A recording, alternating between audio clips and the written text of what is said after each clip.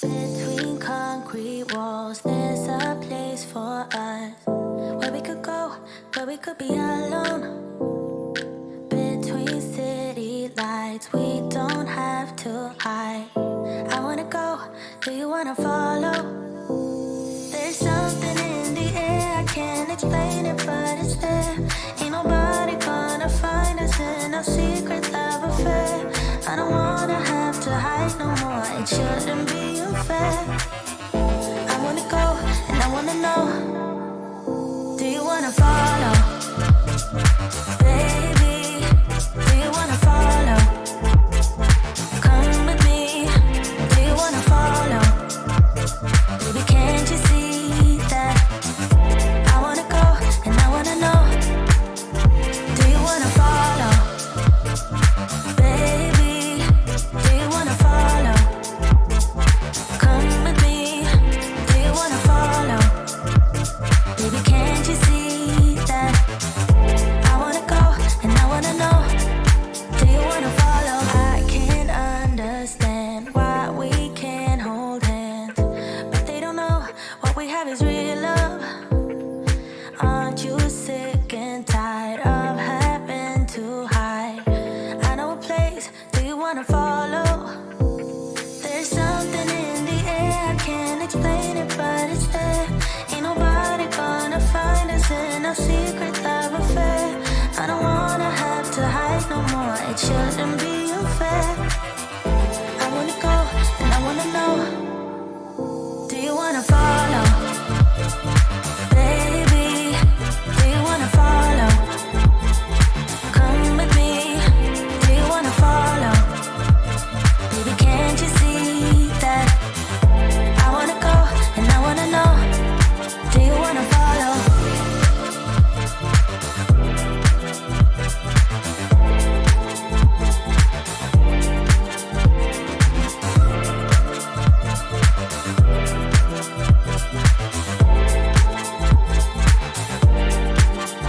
Do you wanna follow? Baby, do you wanna follow? Come with me, do you wanna follow? Baby, can't you see that?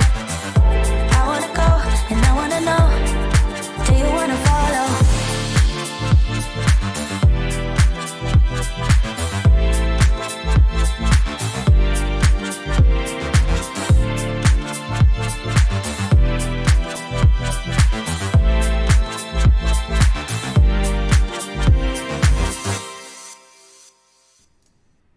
What's up, guys?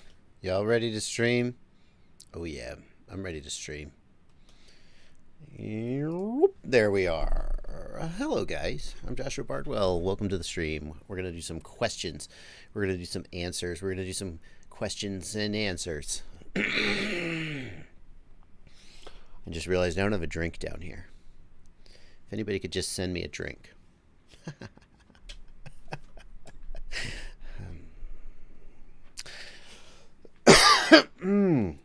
Wow. Hello, folks.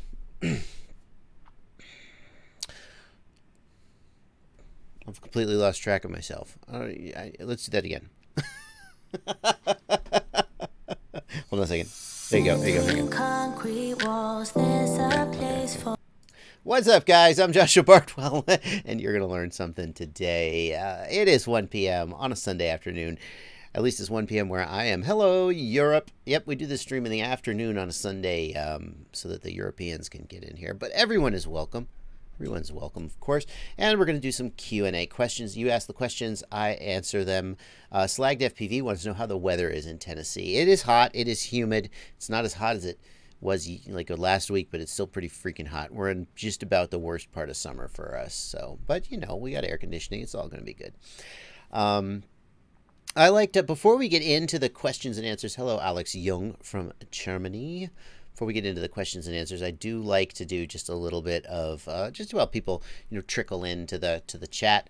We get the notification that I'm, oh, hey, he's streaming. He's streaming. I got to get there. I like to do just a little bit of talking. And one of the things I want to show you guys this week as we start the stream is You guys sometimes ask, where do I get my awesome t-shirts? If you have never thought that I have awesome t-shirts, then sorry. Some of you do think that, though. And the one place I get my t-shirts is, in fact, Quadbox. I have to give credit to them. They actually send me a box every month, and I haven't actually reviewed a box in... Someday they'll notice I'm not actually reviewing their boxes. I kind of got tired of reviewing subscription boxes. I was like, it's just opening boxes. I'm not going to do this anymore. But they do send me, I do like the t-shirts, so I should give Quadbox a plug. There's a t-shirt in every one, and I do dig them. But that's not what I'm here to tell you about, because there have been a couple of other t-shirts that people have seen, and they're like, where'd you get it? And I'm like, I don't know. There was just a Teespring shop, and I ordered it, and I found the Teespring shop. And this guy, it's good. The FPV Drama Llama, and whoever this person is, their t-shirts are so creative and hilarious. And if you guys, or I just wanted to give a little shout out here. They haven't sent me any free t-shirts or anything. I just think they're funny, and I can't resist buying them. I can call it a business expense since I wear them on stream, right? I'll have to ask my accountant. But like, I pulled out a couple of them that you guys will probably get a kick out of, like this one, the potato. If you've seen these graphics around Facebook and you're like, where are they? This is who's making them, and this is where you can order them. How about this one? I have this shirt, the Race Day. It looks like it's a Race Day Quads, but it actually says really delicious potato. A little sneaky shirt there.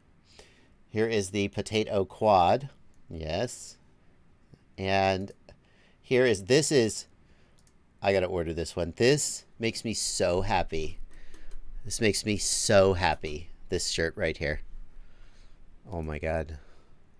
Just like, that's the memory I want to have from IO. I wasn't even, that's it right there. We need it should have a broken dive gate behind it. But this is like if Calvin and Hobbes went to IO, this is what it would feel like to me. So I'm totally digging this shirt. And the latest shirt that someone has forwarded me.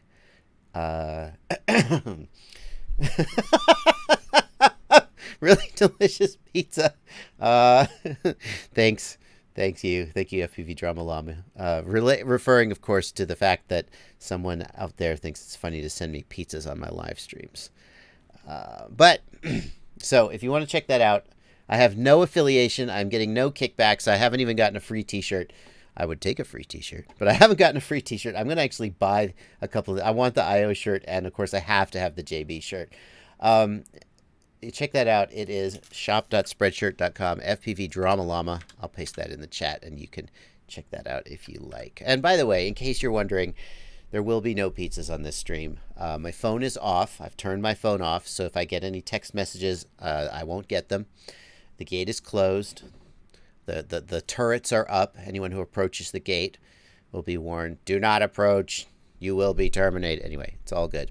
We're just going to have a nice couple-hour live stream. So, well, with that out of the way, here's what I'm going to do. Check this out. This is my main screen right here. My main screen.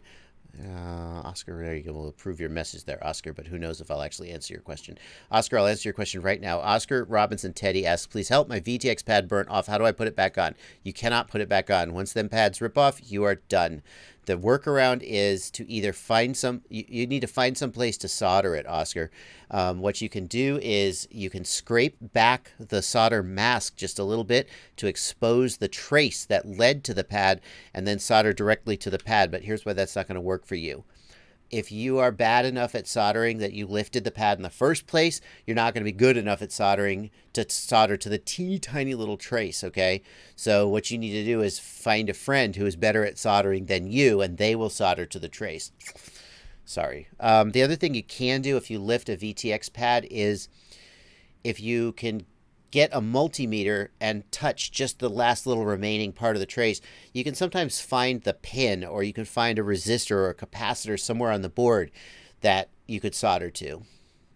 Unfortunately, you cannot remap the video transmitter pads. People ask, can I remap it? You cannot. So, yeah, bummer. Anyway, what I was saying, your questions are coming up in here. This is the regular chat. I will be monitoring your questions. Kylie Crystal Clear wants to know how to get into the Discord channel. Over here on the left, this is my Discord server. I do have a Discord server. And during this stream, I have a live stream chat channel that I monitor. So, and you can ask questions there, except the Discord channel is only open to patrons. So you get access to the Discord channel just by down right below in the video description. There's a link to my Patreon page.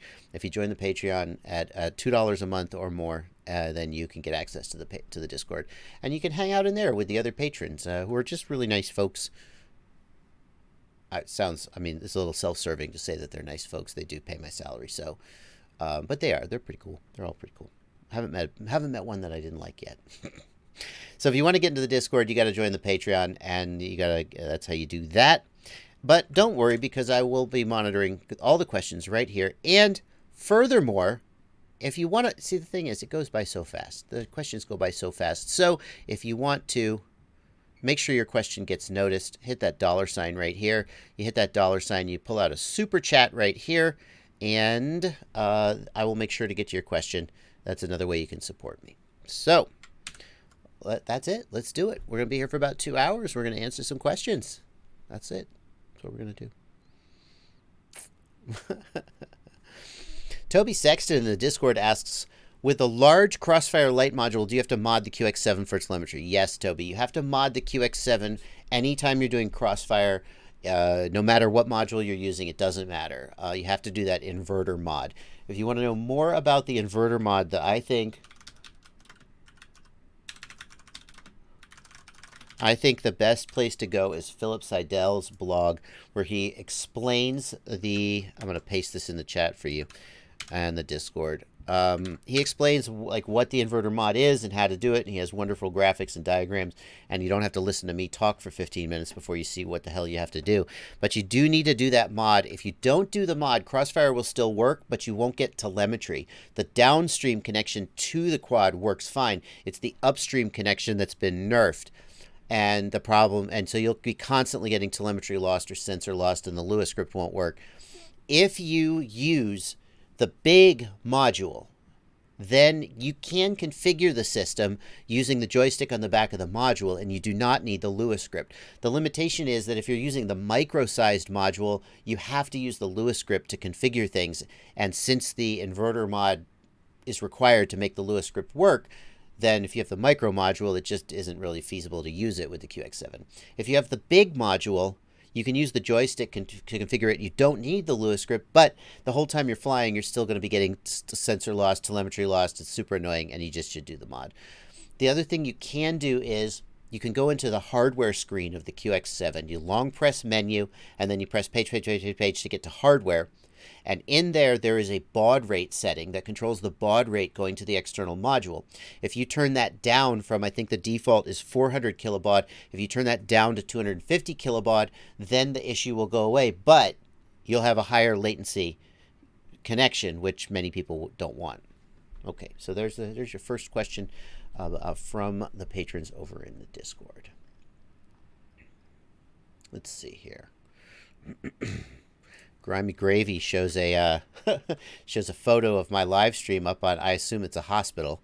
He says, critical staffing be damned. We're going to watch the Bardwell live stream. Thank you, Grimy. Take care of your patients. Take care of your patients. I don't know what Grimy Gravy does. But,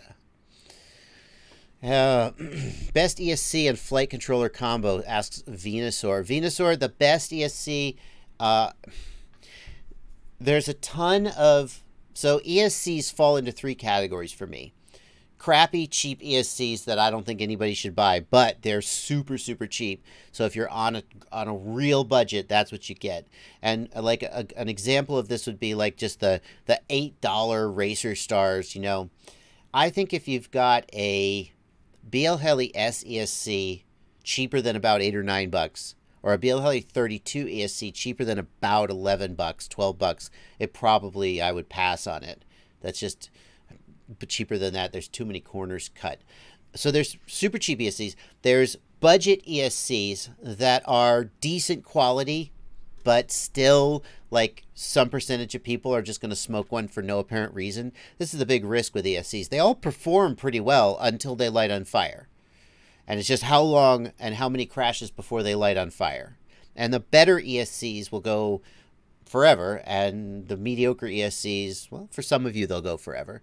So the best ESC, the one I'm recommending right now as like, I hope this one doesn't let me down, actually, is what I'm really thinking. But it's the T-Motor F55. And I'm going to keep recommending it until one day somebody starts until a better one comes out, or until one day somebody starts going, no, they're smoking, and I just start hearing that they're smoking. So far, so good. I was recommending the Holy Road Techo 32. I used it on my JB budget build, and then there was a batch of them that had like a problem with the FETs, and motor number 2 was smoking, and we just heard like a bunch of cases of it. And then I was like, okay, well, and it's like, it's too bad, because it could be just one bad batch of ESCs and they could get back on their game. But I'm like on to the next thing. So right now it's the T-Motor F55. It's a premium ESC. It's not cheap, but it is as bulletproof as any ESC that I can think of. And as far as flight controller goes, you really got to ask what you're looking for in a flight controller to say what's the best. Because like a $25 Omnibus F4 that you got from Banggood could be the best if you're on a really, really tight budget. A $70 SP Racing H7 could be the best if you want something super, super premium. I think there's a lot of good ESCs in the $35 to $50 range. And if you want to check out, it's a little early in the stream for me to be plugging my website, but since you asked, my website, fpvknowitall.com, does have the ultimate FPV shopping list, which has some recommended products. Wow, these photos are a little bit dated. Look at these props. Are these King Kong props? I think they are. Holy crap. Oh, that's the QQ190. Wow, these photos are... Oh, look, there's the Emax 20. Okay, anyway, maybe I'll update the photos on my website someday. There is a section with best quadcopter parts, and there's a section in there for flight controllers, which has some recommended flight controllers. This is not all the good ones that exist in the world, but if you're kind of overwhelmed by the choices and you're looking to get some suggestions, that's a good place to start. Let's see.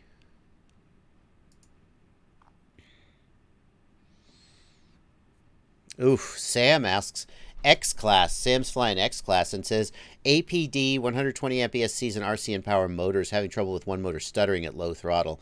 Seems to smooth out after more throttle. Min idle is at 10. Sam, I'm far from an expert on X-Class builds. I'm just working through my own very first build. But I will say that everybody I've talked to says that the idle speed does need to be raised. My idle speed on mine is at 9. So yours being at on a 5-inch quad, an idle speed of 10 would be like ridiculous. I'll be like, there's no reason for that. But with these bigger motors, you do need a higher idle speed. I'm not sure where the line is where you're like, no, that's ridiculous though. I'm going to assume you're using D-Shot or Pro-Shot. I hear that you should really be using Pro-Shot, say people.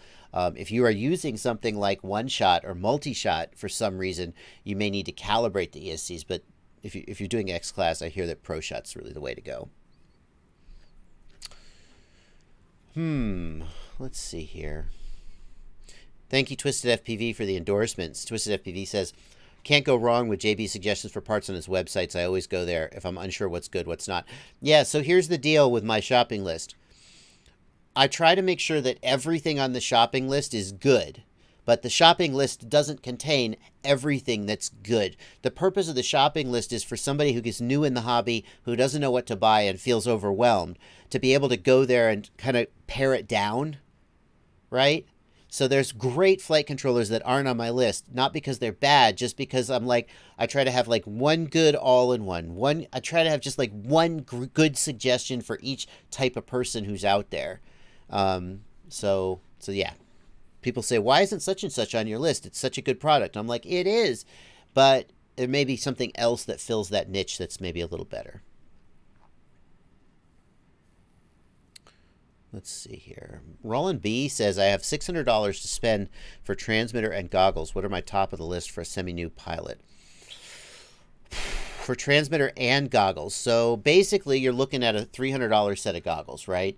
Because if you were to try to get like the Fat Shark HDOs and then put a rapid fire in it, that's your whole $600 right there blown. So I have a video on my channel, best $300 goggle, which you can check out. Best FPV goggle. Screw you. Why? Oh, he's on top. Why is he on top? Oh, Ultimate FPV Goggle Guide. He's got a better title than me. Son of a... All right, but I'm like the next 4 hits, so okay. This is what I do with my spare time, is I rant about other people being above me in search results. I've got a video, best FPV goggle, around $300, that will, I'm going to paste it in the chat, that will get you some idea of what to be looking at. So then, Albert Kim, I see you in the chat. You too. Anytime you're above me in the results, I'm like, Albert Kim, why are you beating me at this? As far as transmitter goes, like, I really think the best beginner, you guys are going to hate this. I really think a great beginner transmitter right now is the X9 Lite.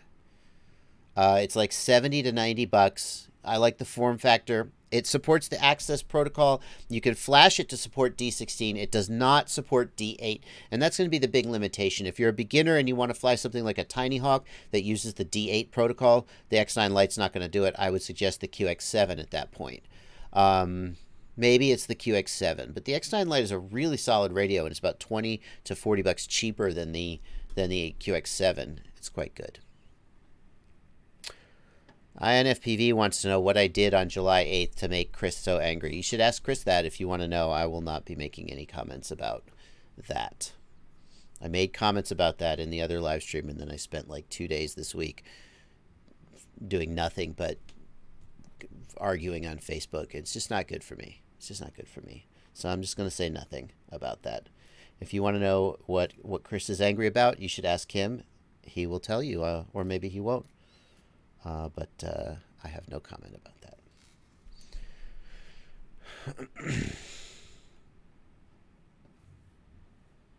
Let's see. When is Race Day Quads going to ship the Attitude V5's Big Data Pimp? I've seen some comments on Facebook about that. I think they're shipping the first batch this week. You should ask them if you really want to be sure. I don't have insider knowledge or anything, but I think they're shipping this week. If you didn't, people say, I want to get the Attitude V5s, but they're only up for pre-order. Well, if you didn't pre-order, then you're not going to get them for another month. So if you want them, you should have pre-ordered. Let's see. The Limey in the Discord wants to know, and by the way, I do see there's a ton of super chats coming in. I'll get those in a second. Super chatters, please keep hanging on there. Hang on there, buddy. Yeah, Christopher Kuehl, I will answer your question in super chat. I will get to it. I will get to it. Yeah. Let's see here. Your question was asked 6 minutes ago. We'll get to it. The Limey wants to know, how can I test a 4-in-1 ESC is working correctly without wiring it up? Is there a way to test by just applying bench power source? The Limey, there are various tests you can do to test for certain failure modes. For example, if there's a short, if there's continuity between the positive and negative pads, it's bad. You can test the FETs for continuity to the motor pad. You can test there are various tests you can do. The bottom line, though, is that the only way to be sure is just to try to make it to spin a motor. And if it doesn't spin the motor, then it's broken. There are other faults that will be difficult to test on the bench unless you have equipment and knowledge that most of us don't have. And the simplest thing to do is to just solder up a motor and try and spin the motor. Okay. Let's take care of some of these super chats that are coming in. C. Joe, thank you for $2. Am I going to FPV Fest? I have no plan right now to do that. I seldom plan to go to events, but then somebody says, hey, we're going. Do you want to go? And then I go. But I do not have any plans right now to go to FPV Fest. Freaking FPV, I don't understand your question, and so I'm not going to read it out loud on my live stream, but thank you for $2. I'm just worried that your question is some kind of a euphemism for something that will get my channel flagged. I think the answer to your question is no, freaking FPV. Kai, thank you for 20 Norwegian kroners and 50 Norwegian kroners. Thanks for pointing me the Freshly Fried FPVs giveaway in May. I won a pretty awesome quad. Oh, well, you're very welcome about that. Christopher Kuehl, here is your super chat that you asked me to get. Thank you for $5, by the way.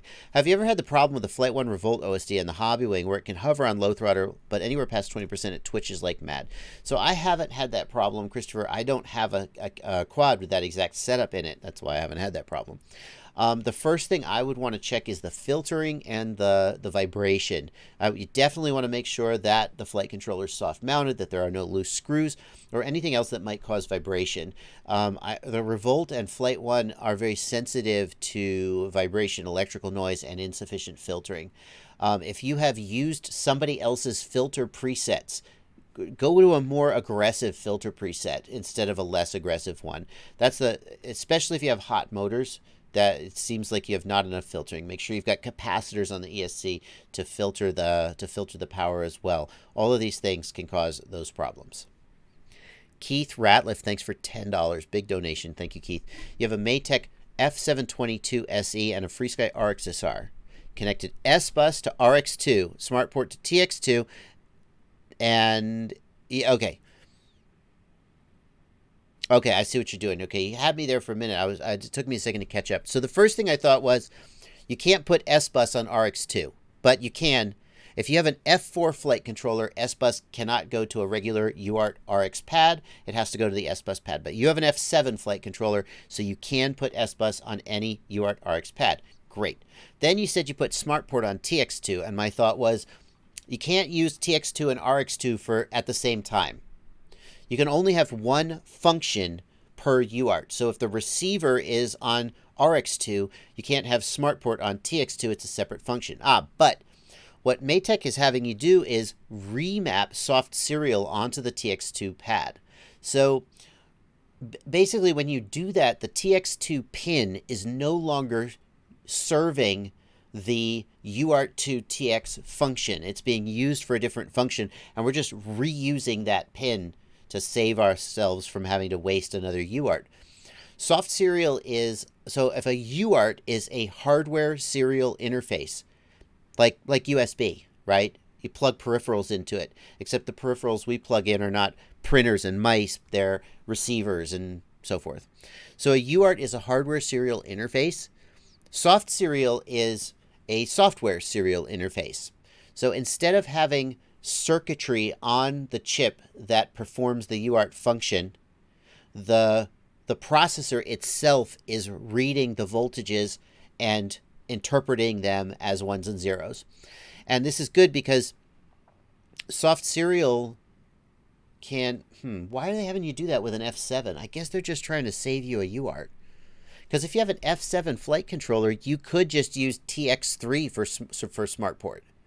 And you wouldn't have to do any of this. I think what they're trying to do is, by using soft serial on the TX2 pin for SmartPort, they're saving you another UART. Now you have UART 3 free instead of using UART 3. So yeah, that's what they're doing. The resource serial TX11A02, that just makes soft serial 1 be on the TX2 pad.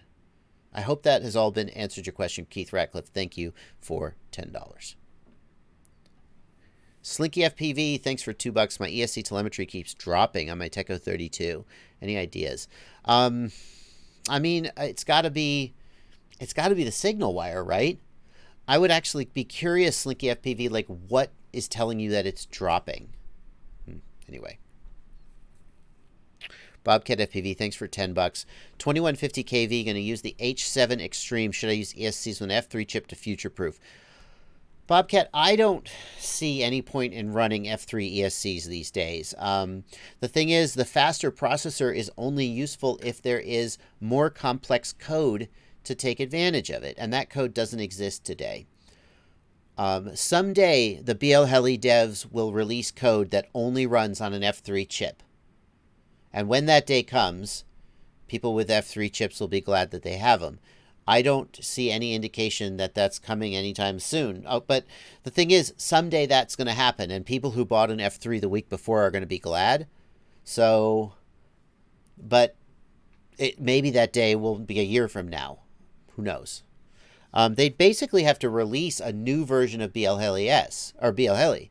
We've got BLHeli S, BLHeli 32, and then they'd have to release, like, oh my God, for real? John Walkie. John Walkie, you are out of there. You're in timeout. What are you doing, dude?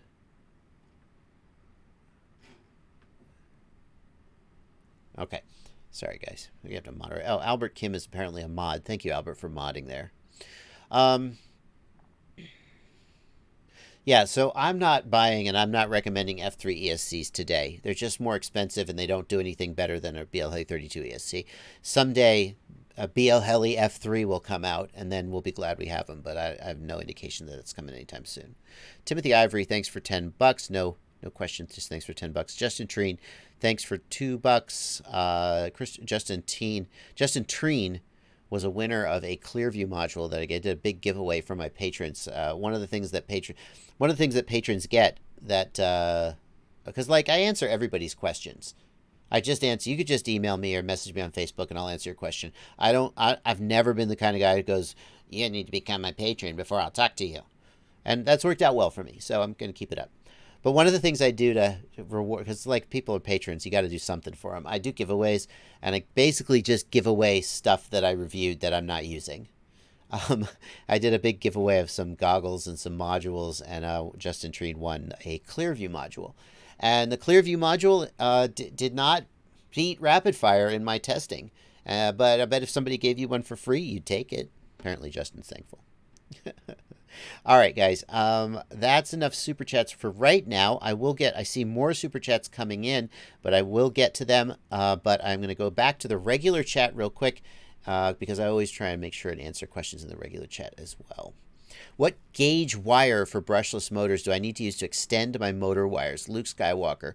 Luke Skywalker, I feel like 18 and 20 gauge is fine. That's what most typical mini quad 5-inch mini quad motors come with. 18 or 20 gauge. That's what I would use. Ryan Tan, what's the deal with Hoda and HobbyMate? Is one a clone of the other?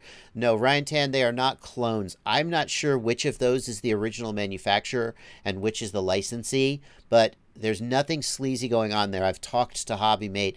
Basically, they're manufactured by the same factory for different badges, Hoda and HobbyMate. Buy whichever one you prefer. It doesn't really matter. Doesn't really matter. Yeah, people saw that the Hoda and the HobbyMate chargers look the same, and they're like, "Ooh, who's copying who here?" Neither. It's all above board. Don't worry about it.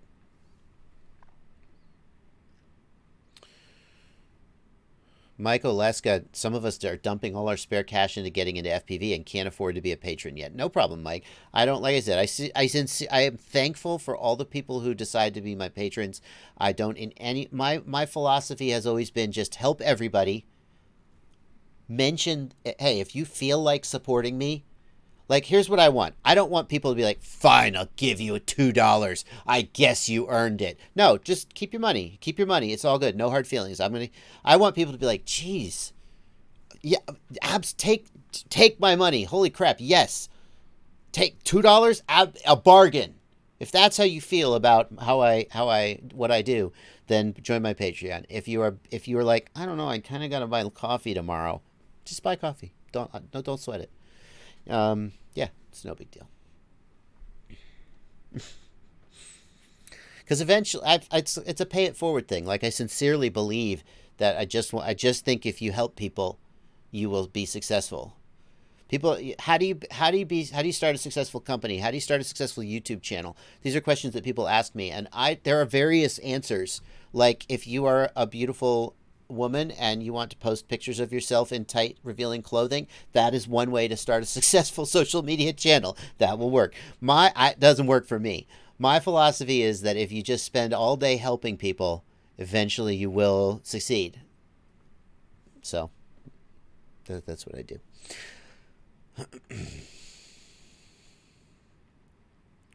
And the people who can't afford to help you will do so. And there's enough juice there.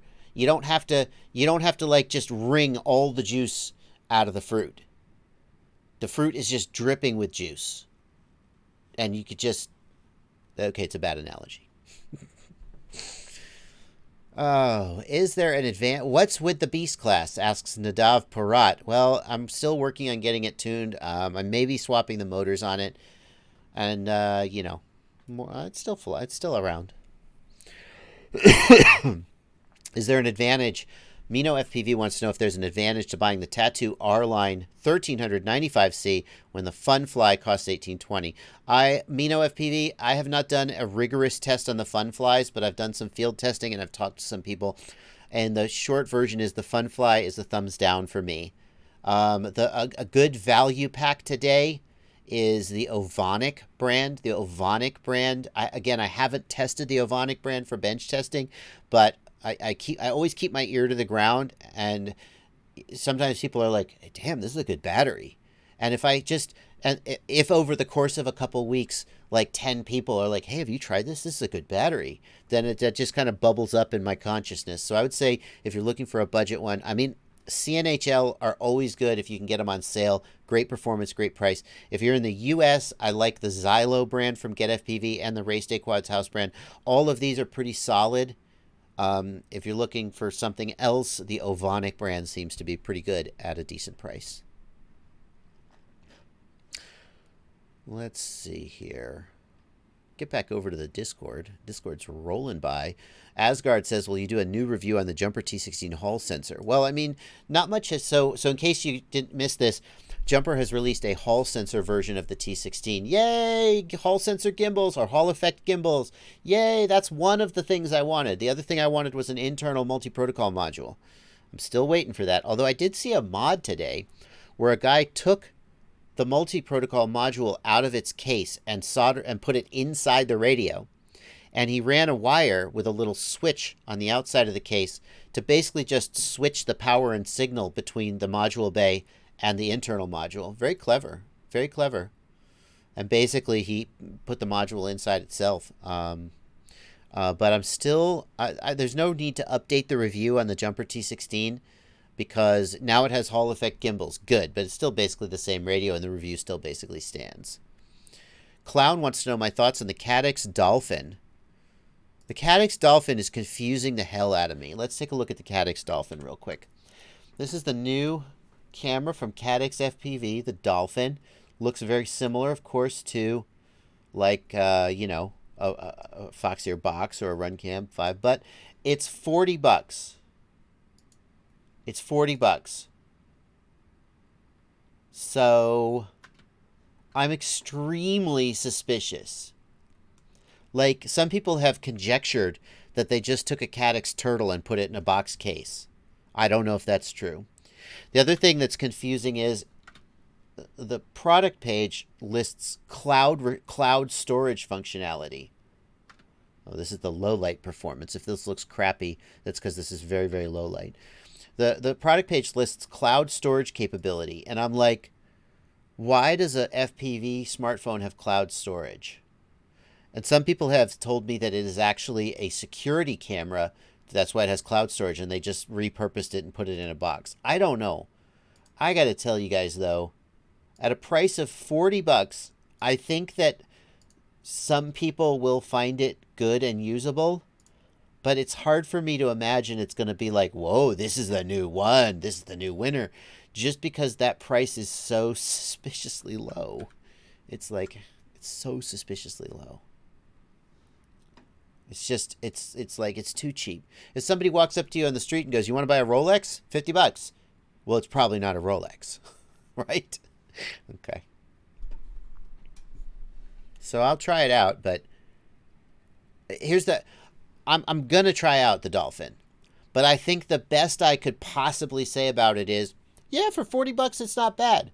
I can't imagine myself saying, whoa, it's better than the Foxeer box. I just can't imagine that you could do that for $40. Here's the thing. Think about it this way. If Caddx made a camera that was twice as good as the Runcam 5 or the Foxeer box, why would they sell it for $40? If the Runcam 5 is $100 and Caddx made a camera that was just obviously better than it, they wouldn't sell it for $40. They would sell it for $80, right? Why would they just leave $40 sitting on the table? So the fact that Caddx is pricing this at $40 says to me that they don't think it's intended to compete with cameras in the $100 to $200 price range. If they thought it was as good as them, they would price it higher. So anyway, maybe it'll be good for $40, but I don't think it's going to like be the best ever. Okay. Gasser in the Discord says, I bought a Sinabi 4K, came with the wrong receiver. Other problems, I put my FrSky XM Plus in it, but it's still not working. All the configurations seem right. Gasser, this is the kind of problem that's very, very difficult to solve on a live stream. If you will message me privately, you're on the Discord, so just message me on Discord. We can work through it. Basically, we need to just look at your wiring and look at your Betaflight config and see where it's gone wrong. But we can't really do that on the live stream, so let's skip this question for now. Message me privately. What props am I using on my JB2407 2500 kV motors? I tried the 51499. They suck my battery empty in no time. Yeah, Jildor, I am sorry to say. So on my Armatan Chameleon / Marmot builds, my biggest complaint about them was that they're a little heavy. They're in the 650 gram, maybe even a little more range. And that means that they corner a little sluggishly. And I've gone up to the GemFan 51499 props, and I found that amazing. They're great. But they are a little bit hard on the batteries. I basically had to buy new batteries. So I had old, crappy, worn-out batteries, but they got the job done. But when I went to the JB2407 motors and the GemFan 51499 props, I was like, wow, this is really killing my batteries. And I was like, well, my batteries are kind of old. So I bought new batteries, and then life was good. But if you have old batteries, if your quad is overweight, those motors, my motors and those props are going to make you struggle. Yeah, so you can try the GemFan 51466, which may be a little easier on them, but it's not gonna corner the same. Derizabar, I'm sorry if I said your name wrong, wants to know if anybody's working on an Octo 3-inch like we flew with Rotor Riot. So we've talked to the guy who designed that frame about putting a version of the frame out. Rotor Riot may sell the frame, but you would still have to build it. It was pretty cool. I do think that frame still needs some improvement before I would be 100% happy with it. It has some thin parts that are going to break easily if you crash it. It's possible if there's enough interest, Rotor Riot will release that frame though. Nix wants to know about Betaflight and the VTX power output. So the problem that Nix is talking about is that in Betaflight, the smart audio menu doesn't show the right output powers to match the VTX. It just shows 25, 100, 200, whatever. Betaflight 4.1 will have a new feature called VTX table, which will let you change those settings. But I think that's not coming till 4.1. Okay. All right, that's we got some super chats coming in. Let me get a couple more questions in the regular chat before we go back and do the super chats. Tech49FPV wants to know if I've flown the S4 props yet. I haven't flown the S4 props. I should try those. I don't think, like I say, for my motors, I really like a higher pitch prop. And I think that a lot of people really love the original S3 props, but I felt like they were a little lower pitched than I would have preferred. You got to remember, whenever a pilot puts out like a sponsored piece of equipment, you got to remember that everybody has different. So like if Alex Vanover puts out a motor, it's going to be a very, very different motor than if like Mr. Steele puts out a motor. Mr. Steele seems to like relatively very, very smooth, very, very linear, but not ultra powerful motors. And if you look at how he's designed his motors, that makes sense. So well, if you look at his props, that makes sense. The S3 is a relatively low pitch. It's very smooth, but it wouldn't be great paired with like 2208 or 2407 motor necessarily. Those motors want a higher pitch prop. The S4s, so the S3s, I thought the S3s they didn't feel much different from like an HQ 5.1 by 3.1 or something like that. The S4 could be interesting because it's a little higher pitch. I'm trying to think what motor would be best paired with that though. Yeah. The short answer is no, I haven't tried them. Let's see. Yeah, S4 feels nice and powerful. Andy Schlamoilders wants to know a good cheap frame for a beginner build. Andy, the Rotor Riot CL1 is one that I recommend. The other one that you might look at is the TBS Source 1. These are both sort of very inexpensive frames with decent quality. You could obviously go to Banggood or GearBest and buy some cheap Chinese ripoff frame, and I will never shame you if that's the right choice for you. But I always first recommend inexpensive frames from good first-party manufacturers. The Rotorite CL1 and the TBS Source 1 are the two that I sort of mention first. All right. Let's see. Where can I find the wiring diagram for Joshua Bardwell's flight controller and ESC? Bob Carroll. Bob Carroll, the ESC has a manual. You can download the ESC manual.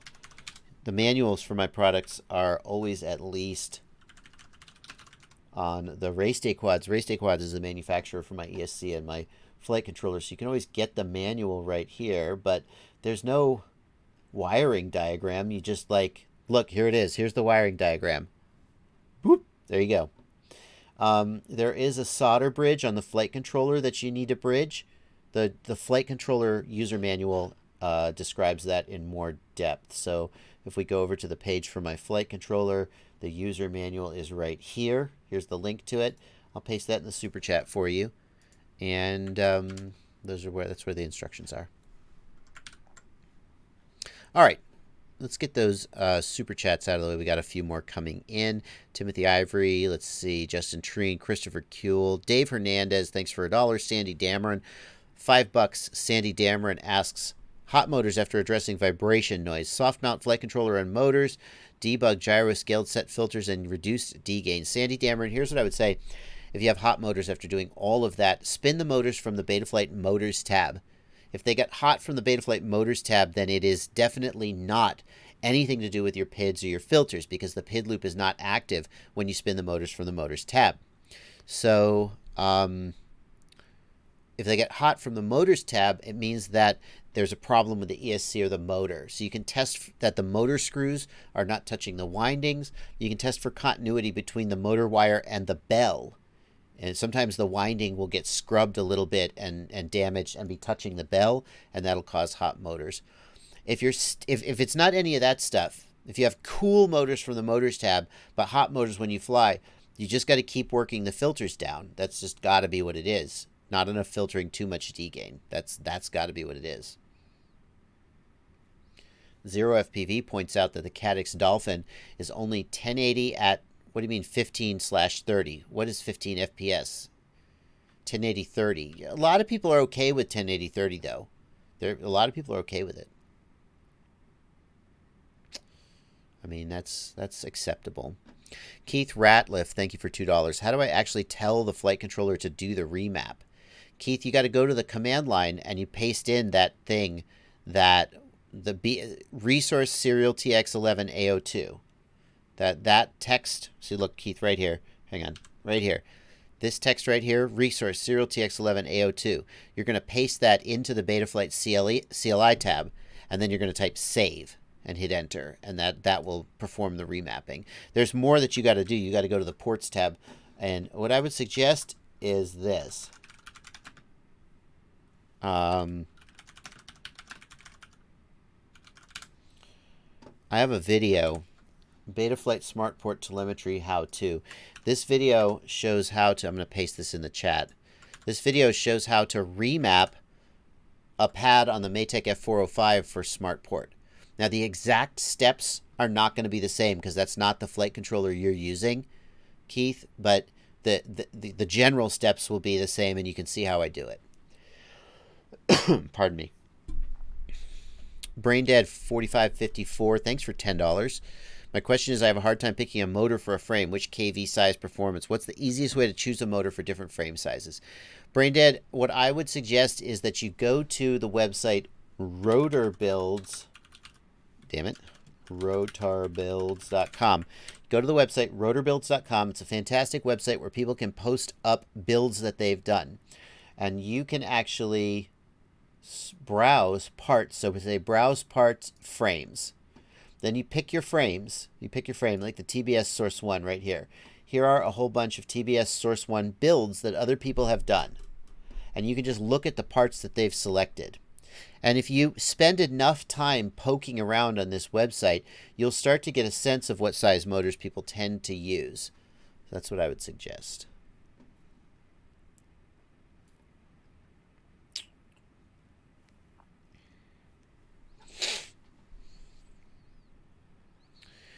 Jay's Way, Channel 1, thank you for $11. Diatone 369 flutter sound on punch out. Flutter on punch out? Let's see here. Now you try. Oh, don't go there. Oh, no. Go back. Oh, I broke it. Hang on. Let's hear this flutter on punch out, okay? Because I want to hear what it sounds like. And I'll let you guys in the chat hear it as well. Hold on. Oh, hang on. It's muted. Okay. So that, I would call that a trilling kind of sound. Let's hear it again.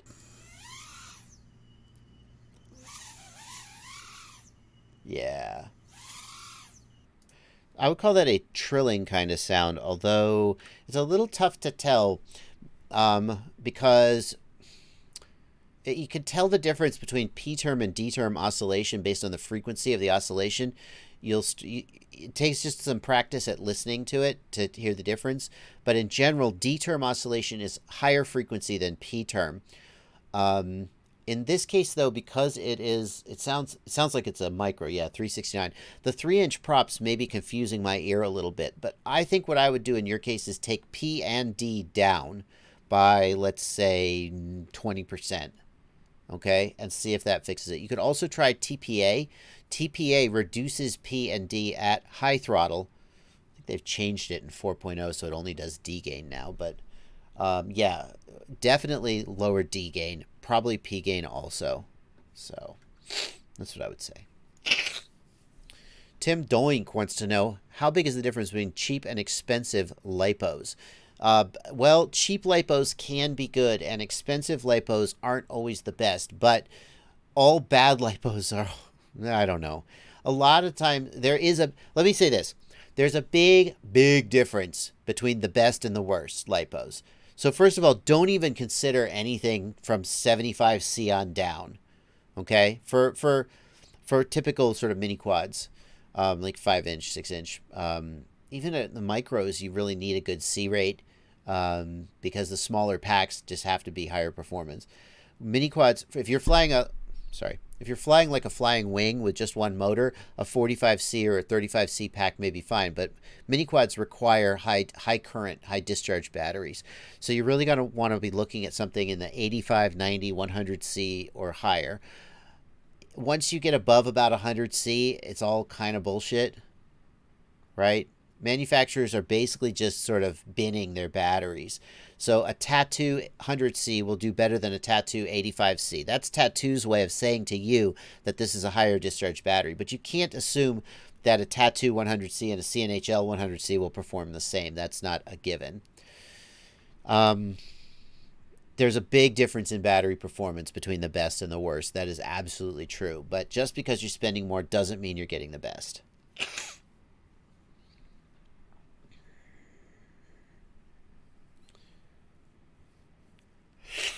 Let's see here. Redbeard the pilot gives $5 and says he gives me a bump for sarongs. Josh Feltz, thanks for $5. He wants to know if he bought a secondhand TBS Vendetta and is gutting it to put modern electronics in it. Is it a great idea or a super awesome idea? Well, for $5, Josh, it's a super awesome idea. If you like that frame, go for it. I mean, I thought the point of the Vendetta was that it was this ready to fly, right? Isn't that? So, I mean, is the Vendetta a great frame? Is it the best frame you could be using today? Probably not. I mean, it's a relatively dated design, but it's a ready to fly. You buy the Vendetta, it's all ready to go. If you have the wherewithal to take the guts out of the Vendetta and put new electronics in it, I kind of wonder why you're not just building a new quad on a better frame. There's nothing wrong with the Vendetta frame, but it's like let's look at it. Come on. Like, it's cute. It's cute. But it's very dated design. So I guess if you like the Vendetta frame and you want to build in it, go for it. Yeah, that's what I would say. Great idea. Okay. Let's see here. Jury Percus, thank you for €5. What do I think about the Flycolor 40 amp X Tower? Flycolor X Tower is pretty decent. They've always been pretty good. I haven't tested it specifically. What do I recommend for 6S? iFlight Zing 1800 kV, fantastic motor for 6S. iFlight Zing are great, great motors. Yep.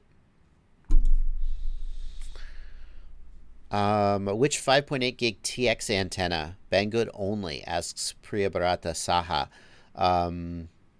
Foxy or Lollipop? Alrighty.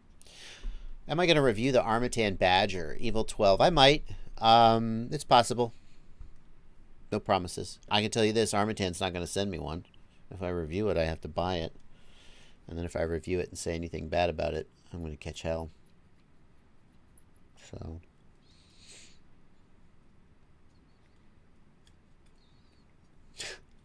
yeah.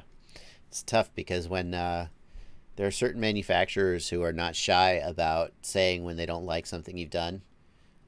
And when you have a bad experience, like I'll pick on TBS because everybody knows the history between me and TBS.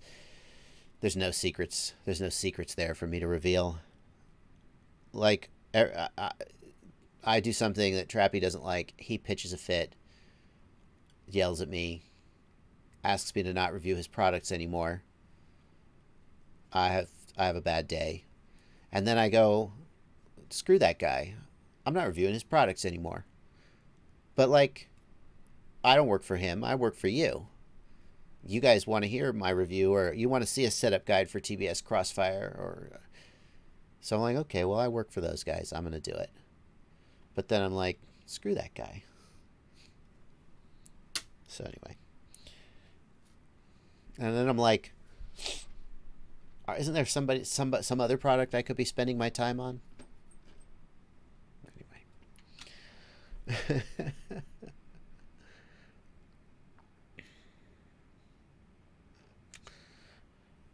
Let's see here. Discord. Hello, Discord. Discord's getting away from me. Any questions in the Discord?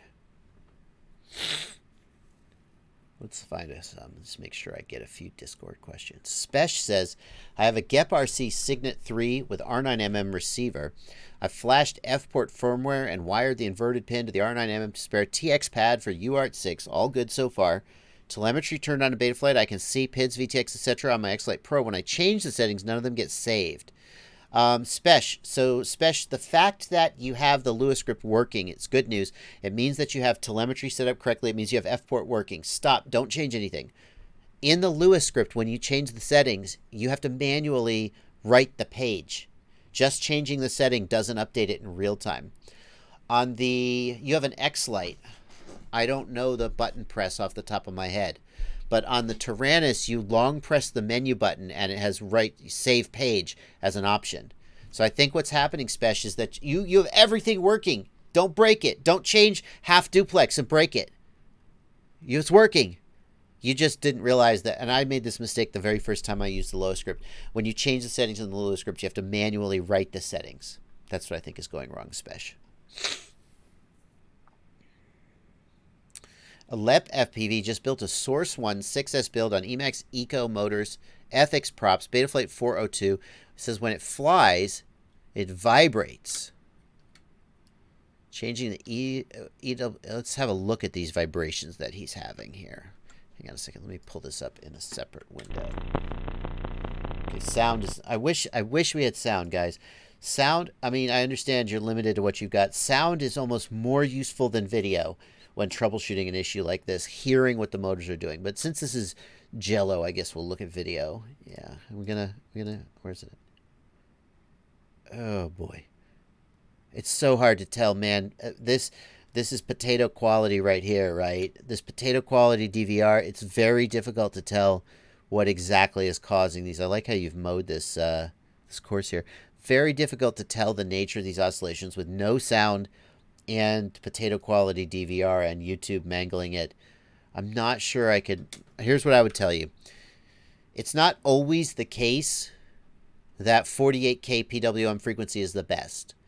So work that PWM frequency down from 48K to 24K in small increments and see if you can find something that does better. That's what I would say, Alep FPV in the Discord.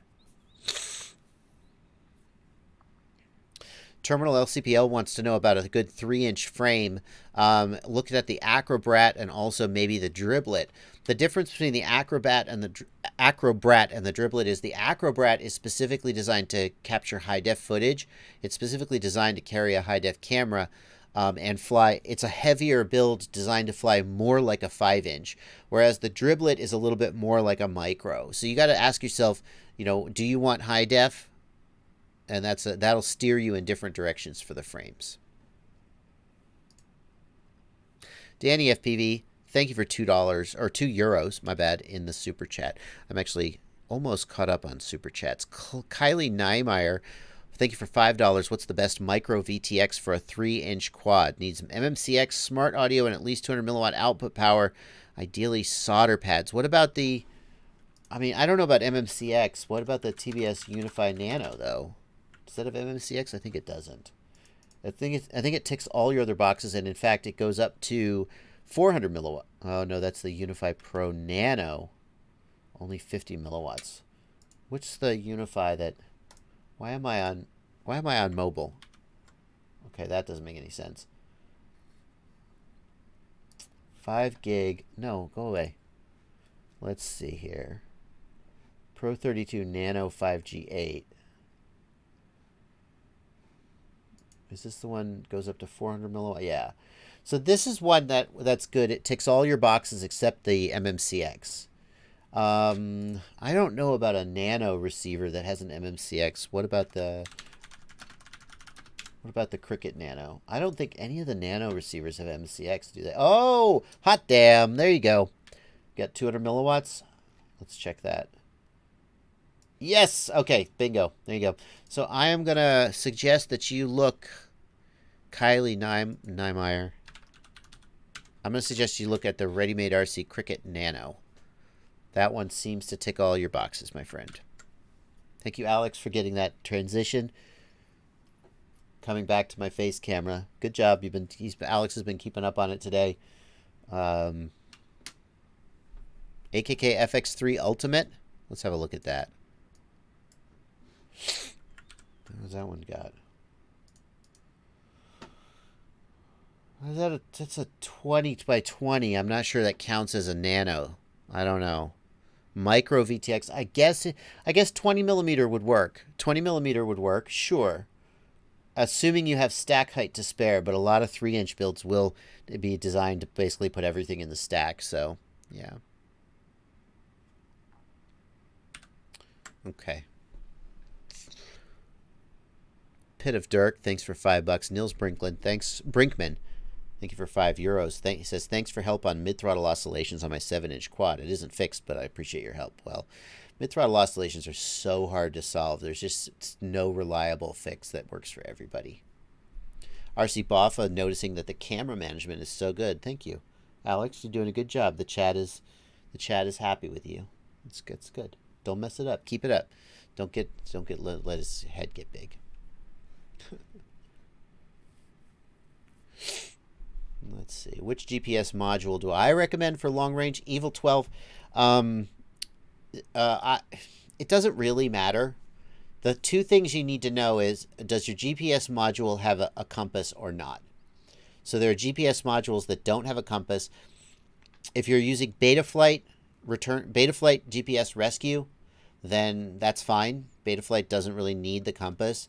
If you're doing anything like serious long distance, then you're probably going to be running something like iNav. And for iNav, you definitely want a compass on board. In fact, I think iNav might require a compass. I don't even know if it works without a compass. You're going to want a GPS unit with a compass built in. And ideally, you're going to mount that away from the body of the quad, assuming we're talking about a quad here. Because the electrical noise from all the components on the quad will really mess up the compass. But honestly, there's a bunch of, just pick one. I don't think any one is better than the other. I think they're all using the same chipsets internally anyway, so it doesn't really matter. What do I think about RC Addicts? Cheapest quad worth building. I don't know. I haven't seen it yet. Let's have a look. Cheapest quad worth building. TBS Vendetta. No, wait. Hang on. Where is it? Where is it? Cheapest quad worth building. Cheapest drone worth building. There we go. $200. Yeah. What's he using? I mean, I'm sure it's decent. Let's see what he's gone with. No, but tell me the parts. Tell me the name of the parts. Oh, isn't he clever? Ha ha ha. You have to click the link. Oh, RC Addict. Oh, I'm stealing that one. No. See what he's done here. What frame is it? I don't know. If you want to know, click my affiliate link. I'm clicking. So I wouldn't pick this frame for a first build, for a cheap build. This is not a very roomy frame. I think a lot of beginners are going to struggle with putting electronics in this frame. I wouldn't personally pick that frame. There's nothing wrong with that frame. It's just that to me feels like an intermediate build. That's a third or fourth build, not a first or second build. That's just my opinion. SkyStar's Turbo S F405. I don't know anything about this one, but it's $73. Could you do better with like a Diatone stack? That's the flight controller. Is it the flight controller only? You can get this. No, not this one. I don't know if you can get it. He's trying to shop everything at Banggood, I believe. There's a Diatone stack. Yeah, the Mamba Power Tower. It's $45 for a flight controller and an ESC. This is so inexpensive that I'm almost suspicious of it, but Diatone has a pretty good track record. So if I was trying to do a budget build today, I might think about this. Although before I recommended it, I might like buy 5 of them and test them just to make sure they're not going to light on fire. So motors, let's see what he picked. Emax Eco, great choice. If you can find them in stock, they're a great choice for a budget motor. Yep, love it. VTX, let's see what he picked. Eachine, yeah, fine. Nothing wrong with that. Eachine makes solid VTXs and it's $20. So, good. MMCX connection, love it. The camera, Aero Micro, that is also my budget choice. This is a $20 camera. It's totally solid. You're not going to find anything better for $20. Totally love it. Receiver, antenna, doesn't matter. Yeah, the biggest thing I would critique about this is the frame. I personally wouldn't pick this as a beginner frame. I just think it's going to be hard to fit all the electronics in without a lot of experience, without at least a little experience as a builder. I wouldn't wish this on my on the very first build. Also, the way the VTX antenna is mounted, I hate this. The battery's going to shear this off and destroy it in a crash. Oh, is it bottom mount? Okay, it's bottom mount. Okay, then a tree branch is going to shear this off and destroy it. I really, really, really want the antenna sticking out the back, but that would be easy to change. Yeah, okay. That's what I think of that. I'm a fan of anybody who's doing tutorials like that, though. Start to finish tutorials are super, super valuable. Can I remind you? You know I'm going to plug myself when I say, can I remind you? Can I remind you I have my own tutorial here. Learn to build a... Hello, sir. Oh, aren't you handsome? Learn to build a racing drone. It is a 13 or 14 part, maybe more, series where I take you through all of the steps of building a racing drone from the beginning to the end, including setting up your transmitter, including all the Betaflight setup. Frankly, if you're getting into a build, I think you should just watch this series even if you're not building this exact quad, because it just takes you through all the steps. And those steps are going to be very, very similar, if not the same, regardless of what parts you're building, right? Takes you through all the steps. I think this is a really good tutorial for building a quad. And of course, if you choose to build this exact one, it does come in. It's a little more than $200. It's a little more than that one. I made a few different selections about my parts, but I think it's a good quad, good freestyle quad. Okay, getting back to the chat. Molly's in Australia watching my live stream at 4 a.m. Shout out to the AU netball team who unfortunately got silver. Hello, AU netball team. What is netball? I don't really know. But the Netball World Cup, his partner was in the Netball World Cup. So, congratulations on your silver Australian netball team. Let's see. What channel am I on? Discord. Smokey FPV. My Discord server is only open to my patrons. If you join up as a patron, you get the invite.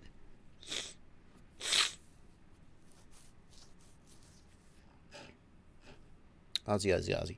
I was watching a YouTube channel. What was it? What was the YouTube channel? Last night. There's this wonderful YouTube channel that came across my...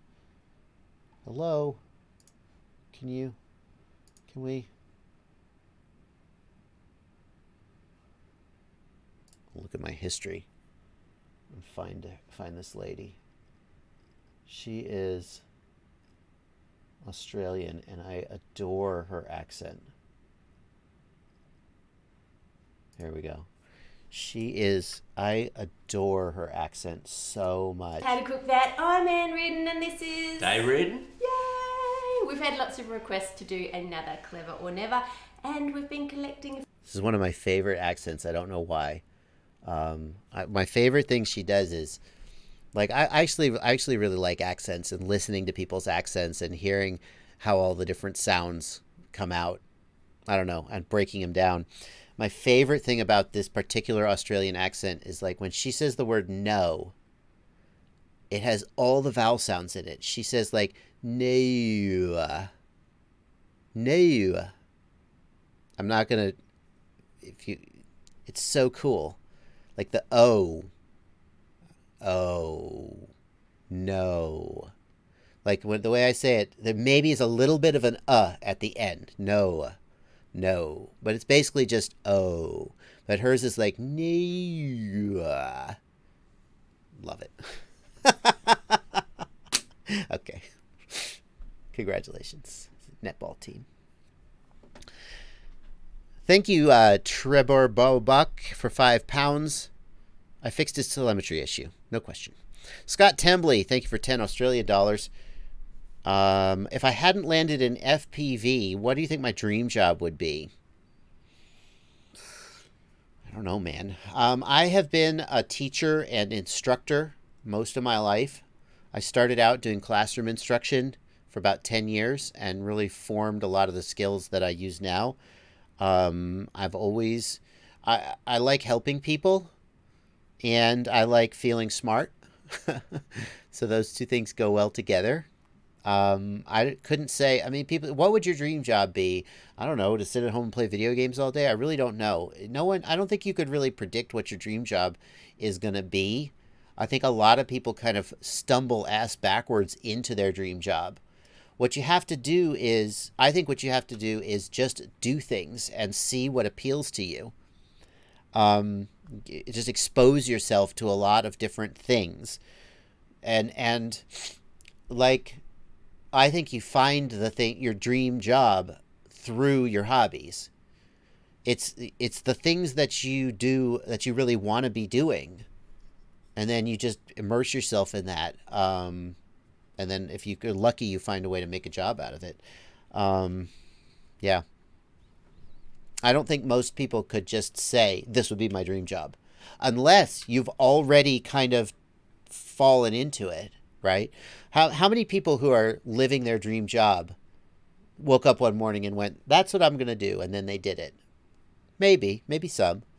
Like some people go, I think I want to be a lawyer, and then they go to law school and they become a lawyer and they love it, every minute of it, or a doctor or something. But a lot of people, they got fired from their day job, and then they did this and they did that, and then somebody said, hey, do you want to come out and do this? And then they're like, oh, I love this. This is great. And, you know, it's just so hit or miss.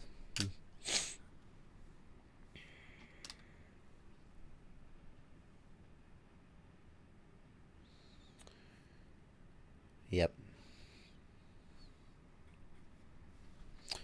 Anyway, Roland B, thanks for $10. Learning with the Tiny Hawk bundle. Thumbs up to upgrade to Sky Zone goggles and the Tyrannus X Lite Pro. The Tyrannus X-Lite Pro will not do D8 mode, Roland B.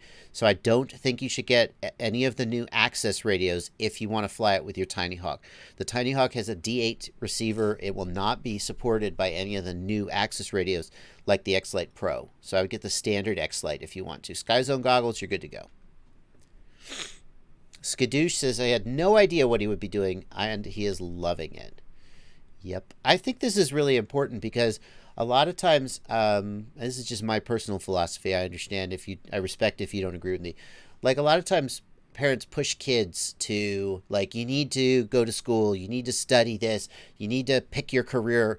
And I think that, if you just like look at whatever the kid is interested in, and this goes for adults too, but it applies to kids. If you just look at what they're interested in and just let them immerse themselves in it, who knows where it's going to end up? Like my kid right now, I have an 8-year-old son. He plays video games all day. And it would be really easy for me as a parent to be like, that's no good. What are you going to do with your life? What, are you going to just play video games your whole life? That's not a career. I'm failing as a parent. But if I really sit back and pay attention, like, he loves the story of video games. Every time I was playing a mobile game and he was like, what's the lore of this game? He wants to know the backstory for this stupid mobile game. I'm like, there is no backstory. He's so focused on the story elements. And he remembers every aspect of the story. He'll come down and he'll be like, do you want to know what happened in Fallout? And he'll tell me the whole backstory, all the characters. And I'm like, wait a minute. Maybe someday he's going to be a writer. Maybe someday he's going to be, who knows? He's going to write scripts for television or video games. There's always something going on that's deeper than what you see on the surface. And if all you see is the surface stuff, then you're like, there's nothing there. Stop. Go do something productive with your time. And you won't find what you really love. Anyway. Yeah, INFPV says, can I suggest D&D? He's a little young for that, I think. But I think he will eventually, if he keeps this up, he will make a hell of a game master for like a role-playing campaign. He's so good at making up stories. And he never hesitates. He's never like, oh, I didn't expect that. I don't know what to do. He's just right on the ball. So, Ian, okay. Back to the questions. Ian S., what do you think about UAV Futures $99 build? Ian S., UAV Futures $99 builds are, I feel like they make too many compromises with the parts. And that's why when I did a beginner build, it came in closer to $200, $220. They are as good as you can do for $99. And if $99 is your price point, then go for it. But I feel like the UAV Futures $99 builds make too many compromises to hit that $99 price point. That's my opinion. CTK in the Discord wants to know if I've ever thought about Part 107 videos. Here's the problem, CTK. I did think about that. You may remember on Quad Camp, Stingy was doing Part 107 videos for a while, tutorial videos. The problem is that field is so crowded right now, it would be very, very hard to compete. There are so many good Part 107 tutorials out there. If I were to do one, what I would do is a Part 107 focused exclusively on FPV. Like if you're an FPV pilot who doesn't give a damn, but you just need your Part 107, maybe that's something I could do. But I wouldn't want to... I'm not interested in putting my energy into something where I can't deliver something that isn't already being delivered. And I don't think I could beat the existing 107 guys at their own game. So, anyway.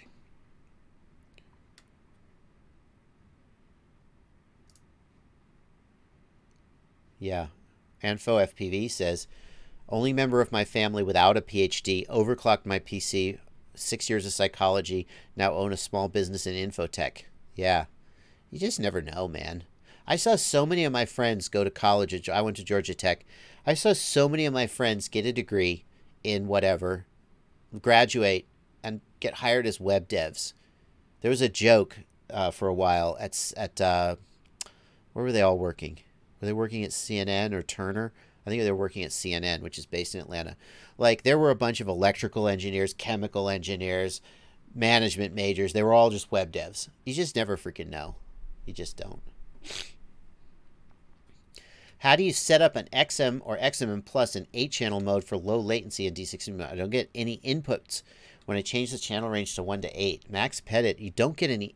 All you have to do is in the Tyrannus, right where you hit bind, there's an option 1 through 8, 1 through 16. And that's where you change it. If you're not getting any inputs, what I would suggest you do is you check in the channel monitor screen of the radio. Just press page on the radio until you get to the screen where when you move the stick up and down, the little bar moves. And just verify that channels 1 through 8 are moving. Yeah. White Fox keeps asking. I'm glad I caught you this time, White Fox. In the video, you turned off the filters in the PID settings. Is it for verification or are they really not needed? White Fox, you're talking about the video where I used UAV Tech's PID tuning or filter tuning guide, and in Betaflight I turned off the gyro filter and I only have the D-term filter. They may not be needed. Some quadcopters will fly to the moon and smoke a motor if you try to fly them with those settings. My quadcopters are clean and vibration free and I can get away with it. Don't just turn off all your filters and fly. You have to test the quad. You have to turn off your filters, carefully arm the quad, throttle up, and if the quad starts to go... People love when I make quadcopter sounds. If it does that, you gotta turn the filters back on. So and then you turn on the filters and you fly like for 30 seconds and you land. And if your motors are smoking hot, you gotta turn the filters back on. So the filters may not be needed. It just depends on your build.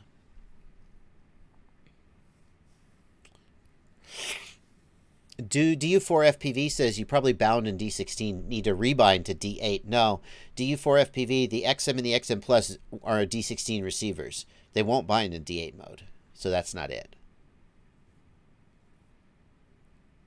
Twat Waffle. Oh, I see. Twat Waffle, first of all, that's a great name. I see. I thought you were asking if I owned a factory. No, it's Skadoosh owns a factory. Let's see here.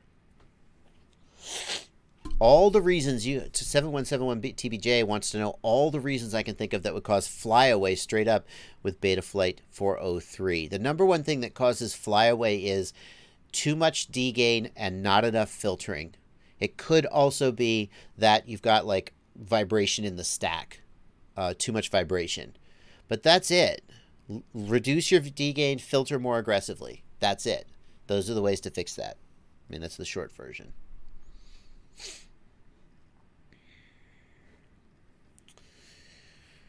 Let's see here. Can you run a GoPro with an Acrobrat 3-inch? You can run a GoPro on a 3-inch quad, but it's going to be really heavy and slow. I've heard some people say they like to run GoPros on 3-inch for cinematic style stuff. The heavier weight actually kind of smooths it out. But if you're looking to do like freestyle acro, you don't want a GoPro on a 3-inch. It's going to be too heavy and not powerful enough.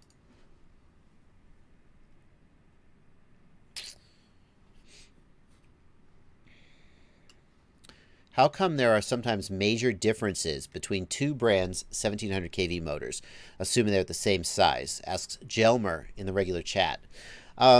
There are many other aspects of motor design that can change the power of the motor. The biggest other one, if the motors are the same kV and the same size, the biggest other thing that could change is the magnet strength. The strength of the magnets and the winding, the number of windings, are the two main things that affect the output of the motor. So if you have a weaker magnet but more windings, would you end up with a...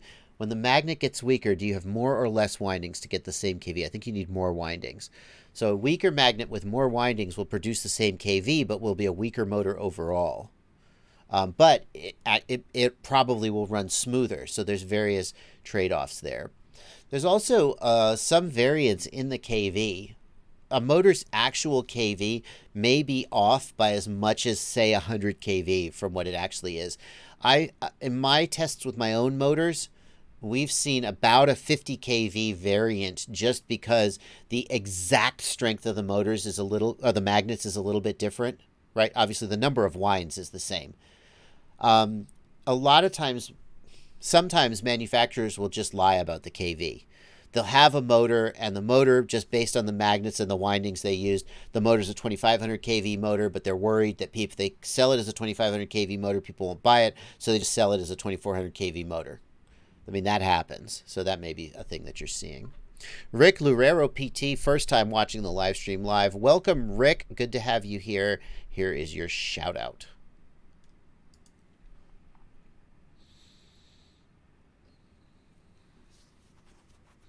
B42 Now in the Discord says, I've soldered my new VTX to my Wizard. Now I can no longer control the quad. Ouch. Let's look at your photos and see what you did wrong. Wow. I mean, let's see what you got here. What did you do, man? So, I see that you have... Hang on. Here's your VTX. Green wire. This has got to be, you got to be doing smart audio here, right? UART TX. What have you got on UART? Oh. Did you move the receiver to UART 1 by any chance? Where's your receiver? No, your receiver is here on UART 2, isn't it? I want to see your ports tab, my friend. I think you did something in your ports tab that screwed you up. That's my guess. B14. Now, we'll talk about it on Discord, though. That's a tough thing to troubleshoot on a live stream, I'm afraid. Matt Bowers, thanks for $5 in the super chat. Updates on the Beast class. Any upgrades? ESC issues? The ESCs have been solid since I actually soldered the capacitors on like I'm supposed to. I think the failed ESC was because I had a bad solder joint on the capacitor. That's on me. The APD ESCs are rock solid. The people have been using them on Beast class and X class builds forever. The motors, Catalyst Machine Works is telling me now that the motors they prefer are the RCN power motors more than the Polar motors, which is too bad because I currently own $600 worth of Polar motors. Thanks, Catalyst. I'm not mad. I said to Catalyst, I don't know what to build. Tell me what to buy, and they told me what they were buying at the time.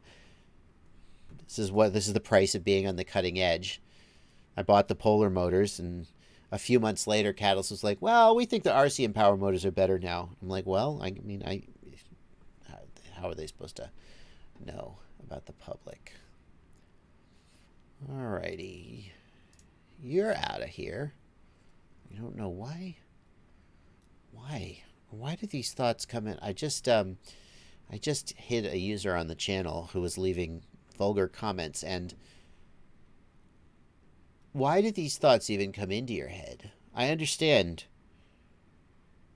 you are interested in saying vulgar things on my chat, but why are you thinking those things? I don't want this insight into your psyche, troll. Like if you say, I'm not even, I just don't understand it. Sam Napolitano wants to know how to set D-min and D-gain to smooth out bounce back and wash out on 3-inch quads. Sam, honestly, I would start by disabling D-gain entirely. That's where you start. D-min. D-min is a useful tool if you have hot motors. And because a lot of people were having flyaways on Betaflight 4.0, we know that a lot of people have really noisy builds that need the help. But the first thing I would do is just turn off D-min and see if you get hot motors. The point of D-min is to let you raise your D-gain while not getting hot motors. But D-min actually makes the response of the D term less consistent, and it can cause problems like mid-throttle oscillations. What can happen is that as you're flying in a straight line, the D-min can kind of be bobbling a little bit, and that can actually cause mid-throttle oscillations and problems. So start by just getting rid of it. And if you have problems with washout, I mean, there are things you can do to fix washout. Going to props out is one of the things that usually fixes it, that often fixes it. But I don't think D-min is going to be related. Shindonk wants to know my favorite 5-inch frame. My favorite 5-inch frame is still the Armatan Marmot. It's a hell of a good frame. I have to decide how I feel about that since Armatan is mad at me now. I mean, I still think it's a great frame, but after some of the things that happened, it's hard to feel as good about it as I did before. You know. But it's my favorite 5-inch frame is the Armatan Marmot. It's a great, great frame. Mike216ism says, well, it's because some people are starved for attention and will do anything to be noticed. No, I get that. But like, I understand that the reason that you're saying vulgar things in the chat is because you want to be noticed. But the specific vulgar things you're saying are like, you see what I mean?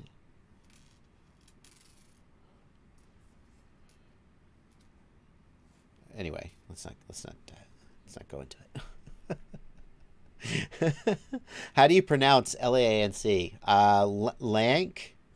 I don't know the answer to that, actually. Lance. Lance, says Noah Reinhardt. Lance. Jerry Shackelford, thanks for $5 in the super chat. Is there a way to see if an X7S is transmitting on its own screen? I'm still having an RX failsafe issue. To see if it's transmitting, you basically would want something like the Immersion RC RF power meter. That would show whether it's transmitting. Without a power meter, I'm not sure how you could do that.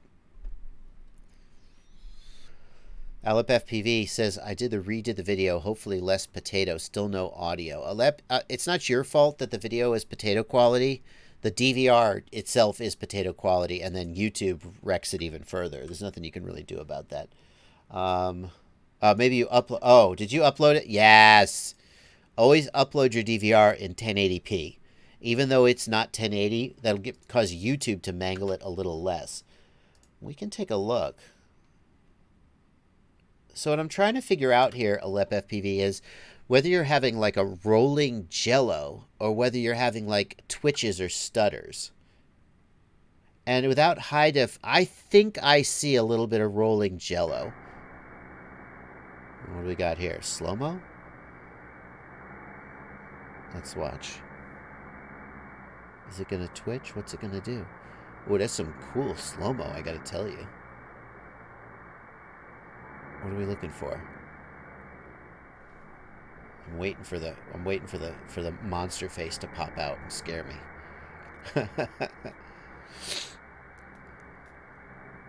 I don't know what we're seeing here.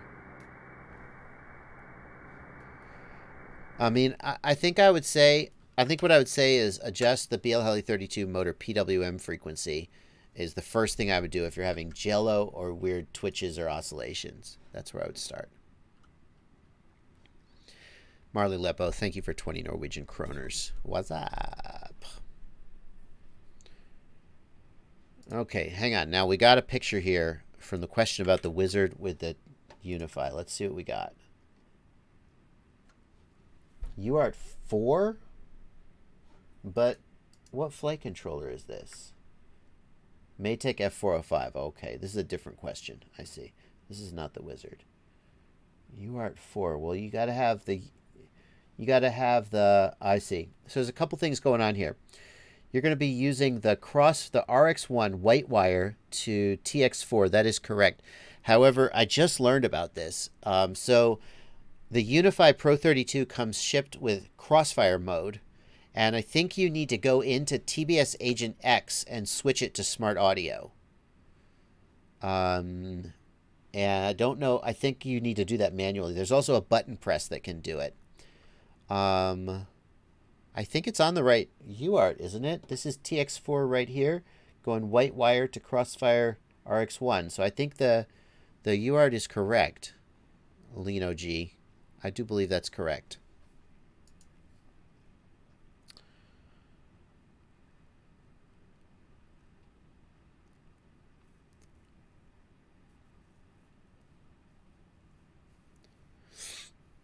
Gustav Ramor wants to know about FlightOne RC smoothing filter. The thing is, Gustavo, if you increase the smoothing filter, it will smooth out motion of the sticks. It will also increase delay. You can't do that in Betaflight if you want. Betaflight does have auto filtering, though, that seems to work pretty well. The problem is if you add too much delay, it's going to affect your It's going to affect the way the quad flies. I think in Betaflight, if you want a more cinematic feel, I would lower feed forward down to a lower value. Like even set feed forward at 0 and see how that works for you.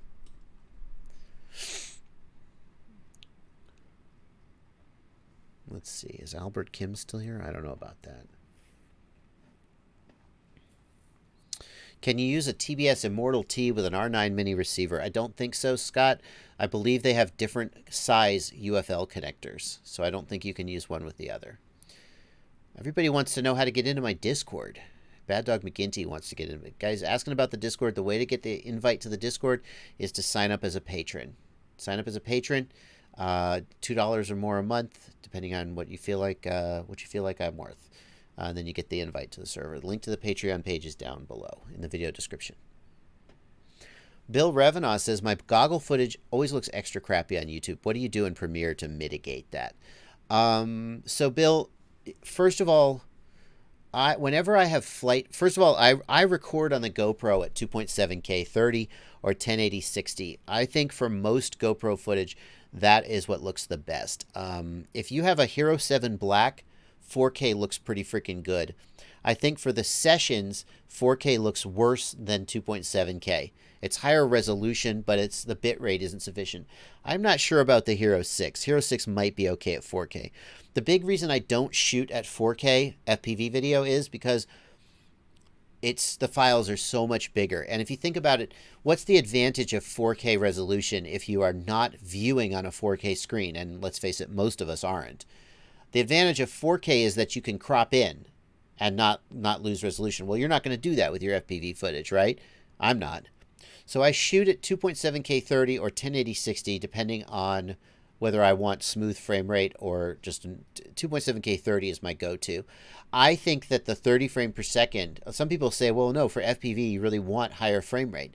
I think that the 30 frame per second actually smooths out some of the bobbles and the wiggles and actually gets rid of some of the things that you kind of don't want to see.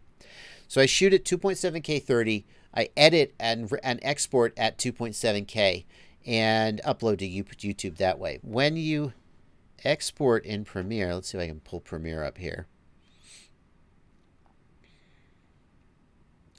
Now Albert Kim is recommending exporting at 1080p. With all due respect, I disagree. I always upload to YouTube at 2.7K, even if the footage is actually 1080 native. And the reason for that is, hang on one second, let's see. You guys should be seeing my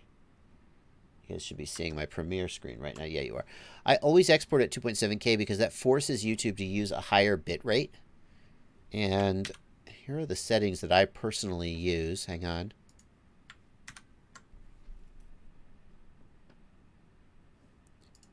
So this is my 2.7K export for YouTube.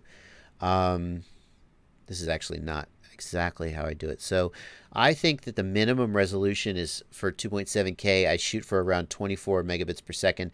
If you want to, you can bump up the maximum as high as maybe even 50 megabits per second. The other things you can do to improve it is you can use maximum render quality. That only really matters if you're rescaling the footage, if you're scaling from 1080 up to 2.7K. And the other thing you can do is you can use VBR 2-pass. VBR 2-pass significantly improves the quality of the encoding, but it also increases the render time significantly. So I think like this kind of setting might be what I would do for just the best. The best thing you can do, though, is you can just give it as much bit rate as you can afford. Like, there's a point of diminishing returns. There's no point in doing like 100 megabit per second 2.7K. You're not going to be able to tell the difference. But especially for fast motion, like the minimum, like FPV, like the minimum I would want is about 24, 25 megabits per second. And you could maybe put the max up to 50 or 60 if the encoder feels like it needs it. Again, the reason I feel like uploading to... Oh, sorry, Alex. The reason I feel like uploading to YouTube in 2.7K is good is because at 1080, like the bit rate is like 6 megabits per second. At 2.7K, it goes up to like 12 megabits per second. And I think the higher bit rate on the 2.7K looks better. But at the end of the day, YouTube is going to make it look like crap almost no matter what you do. What am I not catching? DU4, what did I not catch?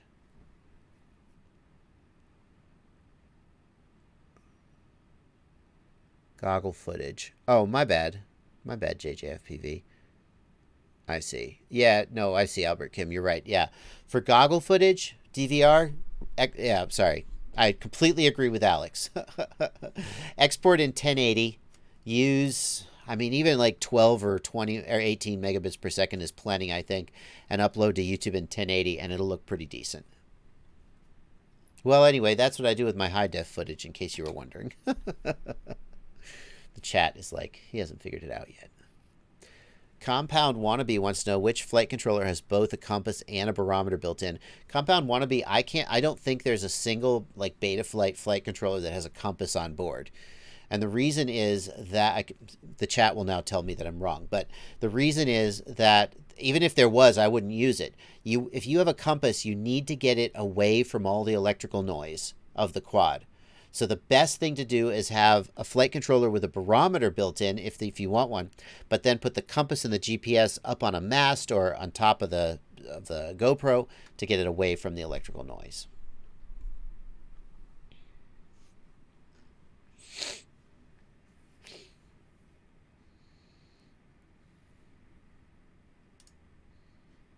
Let's see here. Sam Napolitano, thank you for $5 in the super chat. Capacitor on the pigtail versus the main pads. The math says the distance is mathematically insignificant. I designed these. The capacitor is always going to work better the closer it is to the source of noise. So the capacitor is trying to filter out very high frequency noise, and we have to remember that we're not just talking about resistance, but also the reactance of the wires, the capacitance of the wires themselves. That being said, a capacitor anywhere is better than a capacitor nowhere. So Sam Napolitano has these 3D printed capacitor connectors, which, why can I not get a big picture, Sam? What's going on here? Basically, it adds a capacitor straight to your XT60. That's great. Yeah, do it. A capacitor anywhere is better than a capacitor nowhere, and especially on very tight builds where there just may not be anywhere that you can put a capacitor on the flight controller. Definitely, it's good. Why are barometers so imprecise, asks the Sokailu in the regular chat. The reason is that barometers are based on air pressure, and especially with a quadcopter, the air pressure is rapidly changing because the props are making a lot of blowing air. So the way to get more accuracy out of your barometer is to cover the barometer with foam to help restrict the air from affecting it too much.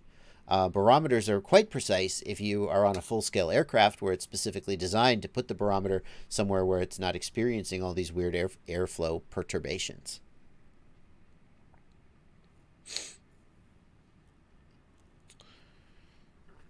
Does a compass even make a difference to flying? A compass is needed if you want to do true, like return to home and loiter and so forth. For Betaflight, a compass is really not needed or even used very much. The only time you might use a compass would be if you were using GPS rescue mode.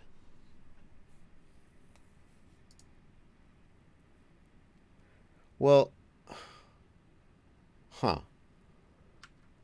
B42 now is showing some photos of his wizard. So here's what's confusing me.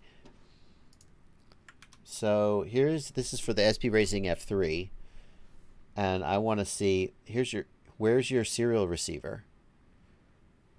B42 now, you have no serial receiver turned on. So that's why your receiver isn't working. Now it looks to me like your receiver is supposed to be on UART 2, and that to me also looks like where it's plugged into your flight controller. So I think what I would do is enable serial receiver right here, B42 now.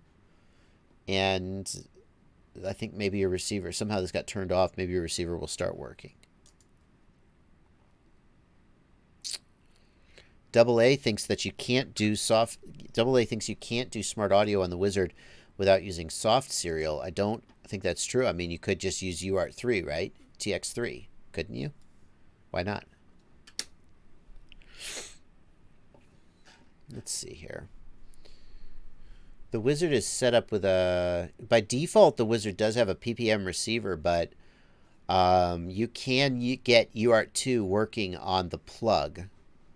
Which side is it on? Which side of the FC is it plugged into? I can never remember on the Wizard which side UART2. One side of the Wizard is UART2 and one side is PPM. Is he on the wrong side, Albert?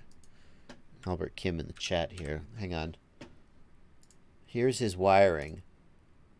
So which side? I think is the left side PPM and the right side is UART2 S-Bus. There's also this one, which is UART2. I don't know. I'm sorry. So, yeah, I think this is his receiver right here. Does that mean he's using a PPM receiver? Oh. Well, that would explain why the ports tab is not set up with serial receiver. Yes, maybe he's using a PPM receiver. B42 now, are you using... Let's ask him. What receiver are you using? Okay, he'll be back. We should really troubleshoot this off the live stream, though. I keep thinking I'm just about to get it, though.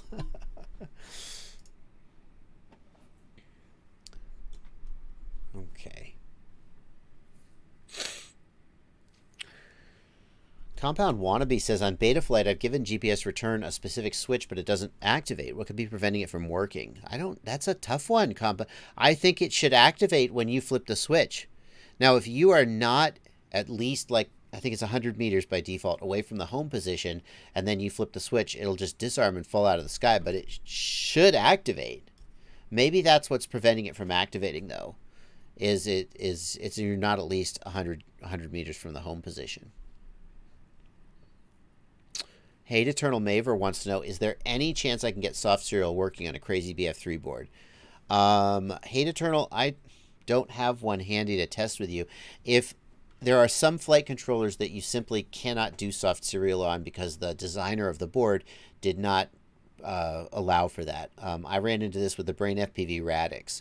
When I was using the Brain FPV Radix, I tried to save myself a UART and use soft serial, and it just wouldn't work.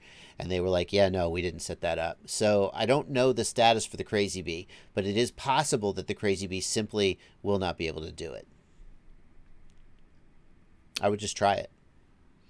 Ion FPV wants to know, will we be seeing more 4-inch quads now that Emax broke the ice? That's a tough one, Ion. Here's the thing about so I reviewed the 4-inch, the Baby Hawk, and I think that it is a viable choice when compared to like a 5-inch racer. For the right course, you're going to be just as fast on the 4-inch Baby Hawk as you would be on a 5-inch. But the Baby Hawk is smaller, lighter. I think it's going to crash better. It's going to be more durable in a crash just because of its lower weight. But the real question that you have to answer is 3-inch even better? Because by the time you've decided that you're not going to carry a GoPro, if you want to carry a GoPro, you need a 5-inch. I think a 4-inch will even, maybe. But that's not what the Baby Hawk is even thinking about. But the real question is, like, if you look at, like, the Diatone R369, which I have and I'm going to review, it's faster in a straight line than the 4-inch Hawk. And it's probably more nimble in the corners. So if you're going to fly the 4-inch Baby Hawk, would you be better off flying like the R369? That's the question that I will be thinking about as I review the R369. So I feel like 4-inch is, like, Emax went, hey, let's make a good 4-inch. And I feel like they did about as good as you can do, but I still think it's possible that there are some inherent physical limitations of the 4-inch size. It's just in this really weird place where it's too small to be, like, really powerful. And it's too big to be, like, yeah. I think 4-inch is still in a weird place. The real place where 4-inch may fit is in the sub 250 gram category. But even then, like, the Diatone 369 is really challenging many of the reasons why a person would choose a 4-inch racer. Because the Diatone 369 is faster in a straight line, it's lighter, Anyway, these are the questions that I need to dig into as a reviewer. Anyway. Do I recommend the Jumper T16 for beginners? Kiozal. I'll tell you what, I've been on the fence about the Jumper T16. One of the things that makes it hard to recommend a new product is questions about whether the hardware is reliable. And anytime a product is out there, you'll hear stories from people who have issues. There's always going to be some people who have issues.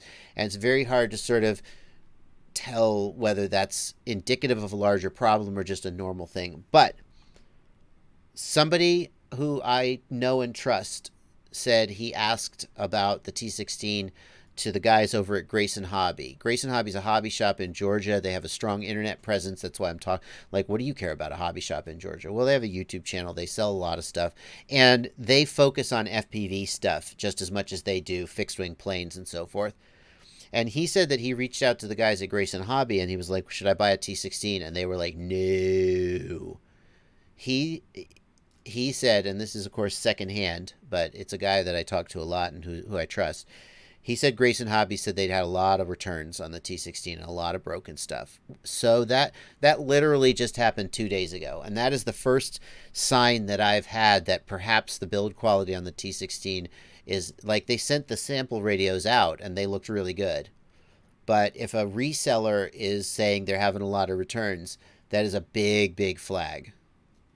I'm sorry to say that because I like everything about the T16, especially now that it has Hall effect gimbals. I want the T16 to succeed very, very badly. But I have to be honest and tell you just a couple of days ago I heard this from, reportedly heard this, that Grayson Hobby had said this, and I'm like, damn, that's a shame. So I think right now the QX7 or the X9 Lite would be the direction I would go push you. DU4 FPV says, I know something I can't talk about. Don't buy a T16. So DU4 is under NDA and knows something coming down the pipe. Interesting.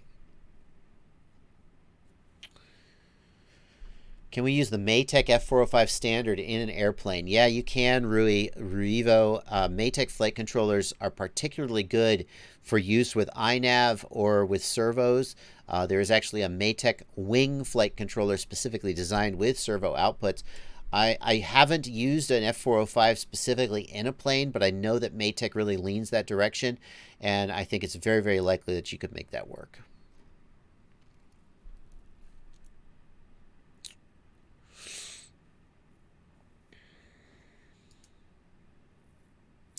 Yeah, okay, B42 now, you have moved the receiver over from the PPM side to the iBus side.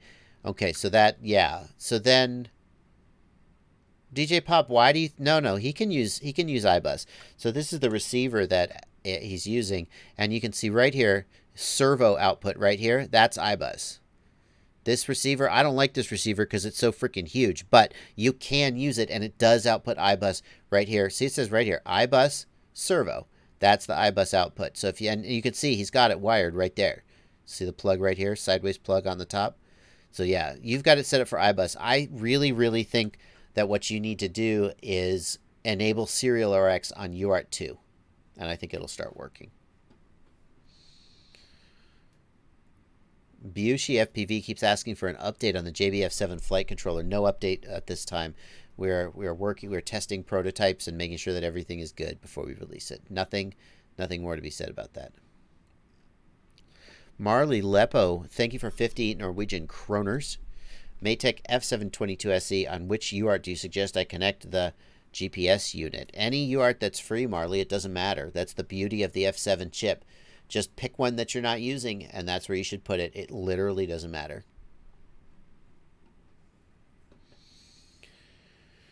Doug Garris says a couple of ESCs stopped working on my flight controller, on my all-in-one flight controller. Is there a way to keep using it just as a flight controller? Yeah, Doug, you would need to get a separate PDB, though.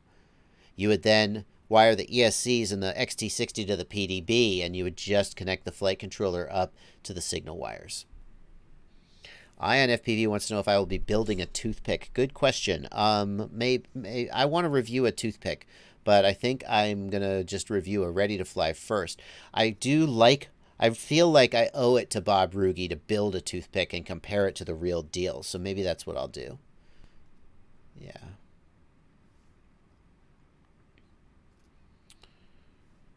Rui wants to know where I'm located. I'm on the East Coast of the United States, but I specifically do this live stream in the afternoon so you Europeans can get to enjoy my wonderful content. Thank you, Rui Revo. First time I've seen an American live stream at a decent time on YouTube. Yes. Any suggestion for the Diatone 349 FlySky receiver, asks Mihawk8. Yeah, boy, that's tough. I gotta tell you, the FlySky receiver that I use, this is one of the challenges with FlySky, is they don't have the exact right receiver yet. So this is the Flea 14 Plus, and it is probably the one I would go with.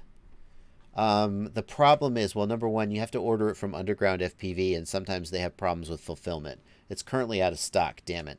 The other problem is it has soldered on antennas, which I don't like. If you have to replace the antennas, it's a pain in the ass. What else is there? Jeez. Like, what else is another good FlySky micro receiver? Albert Kim has a suggestion. iRange X Flea 14. Yeah. FlySky FS82.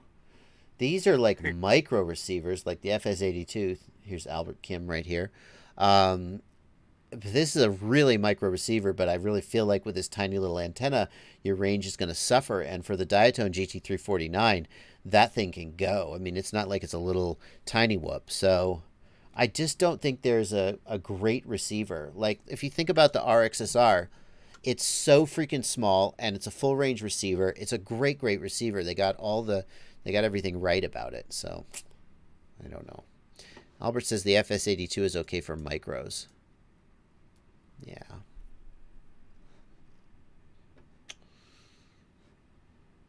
Would SMA to RP SMA adapters have an impact on antenna performance, asks Chris Smith.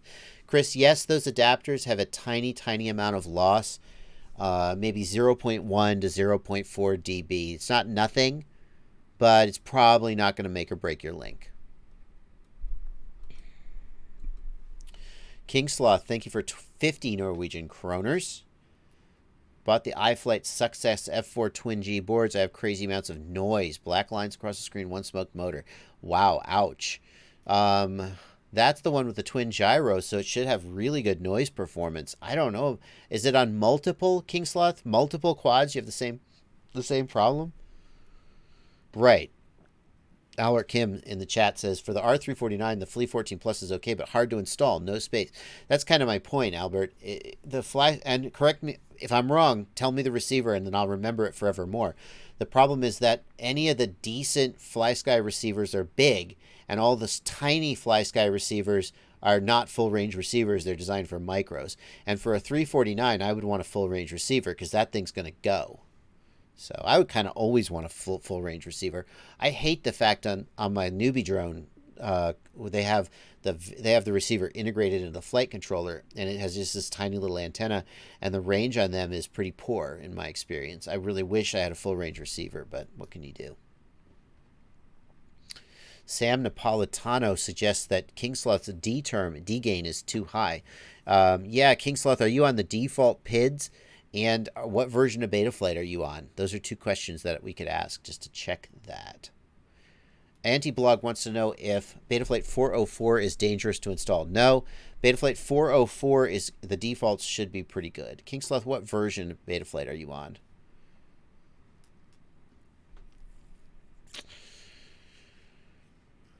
Let's see here. Terminal LCPL wants to know if I thought about coming out with my own frame. No. I like to contribute where I feel like I have something to contribute. There are so many excellent frame designers out there. I don't feel like I have a lot to add. So if I did want my own frame, I would find a frame I liked and maybe make some tweaks to it. But I'd have no plans to come out with my own frame. Ahim Young can't get any answer from Underground FPV. Ordered a Nirvana in March. Can you check what's going on? Ahim, I can't check what's going on. I'm sorry. I have personally forwarded a couple people. I'm hearing this a lot, that Underground FPV is just not responding to customer requests. I have reached out to the owner a couple times, and each time he says they should just email support at undergroundfpv.com. In a couple cases, I've passed an order number back to him, and he said, I'll look into it. But the bottom line is that it seems like they're dropping the ball as it comes to communication with customers. At one point, I heard that there was a fire, like one of the guys had a fire at his house, which, okay, I mean, but it's been, you're not the first person who said I can't get a response from them for months. And I hate to say that on the live stream because I know that y'all are listening. And if I thought it was just like one thing, like I've been hearing ever since I made videos about the Nirvana, people were in the chat going, yeah, but their customer service sucks. Yeah, but I can't get through to them. Yeah, but they haven't sent me my product even after they charged my credit card. And I didn't say anything because I don't want to just take like one disgruntled person and slander the whole company. But people have, it just keeps happening. And I have personally passed some messages back, and I just keep hearing about it. And these are all factual statements. So under U.S. law, they wouldn't count as slander anyway. But for my lawyer requires me to say that. But yeah, I'm sorry I can't help you. And I have to say, if you're thinking about buying a Nirvana, I have to say that the combination of the uncertain state of the firmware and the fact that Underground FPV seems to be having trouble keeping up with their communications, these things together mean I'm not sure that I can recommend that you get that radio. It's a great radio, but if you want it to come at any timely manner or to get customer service, it doesn't seem to me like people feel like they're getting that. Yeah, Terminal LCPL, how long ago did you order the Nirvana? Yeah, anyway. Okay. Hey, guess what, guys? We're coming up on the end of the live stream. It's almost 3 p.m. Thank you guys so much for coming out and watching the live stream. If you do enjoy my live streams, I stream at 1 p.m. on Sundays and 8 p.m. on Mondays, U.S. Eastern Time. Sunday one is for make it nice for the Europeans, and the Monday one is to make it easy for the Americans who have a job and or don't want to tune in on Sunday afternoon. Yeah, DU4FPV. That DU4FPV, they had a building catch fire. I don't think it was the customer service building. I think it was like somebody's house literally caught fire. And I get that, but like that was months ago, and I still am hearing that they're having problems. So I don't know. I don't know what the deal is, but I just have been hearing I've been hearing complaints for so long that I feel like it's at a point where I just have to take them seriously. That it's not just like one disgruntled guy. So, no, literally DU4FPV, literally they had a building catch fire, at least so I hear. Like, I think that the owner's house burned down, which I understand that will disrupt your business, but it's been a while, and, you know, you need to get your shit together. Anyway, we're going to wrap up the stream. Thank you guys so much for coming out. If you enjoyed the stream, thank you for supporting it. To all the folks who gave in the super chat, thank you very much. To all my patrons who are hanging out in the Discord, thank you very much. If you want to join the Discord for a future live stream, there's a link to my Patreon down in the video description. Another benefit is that Patreon has a podcast stream. So if you are a patron, you can add your URL to your podcast reader, viewer, listener program, and you can actually listen to these live streams as a podcast, basically audio only, obviously, but some people like to do that. So that's another little thing that I do for the patrons if you are interested in signing up. Thank you guys so much for coming out, and I will see you guys tomorrow at 8 p.m. One more thing before you go.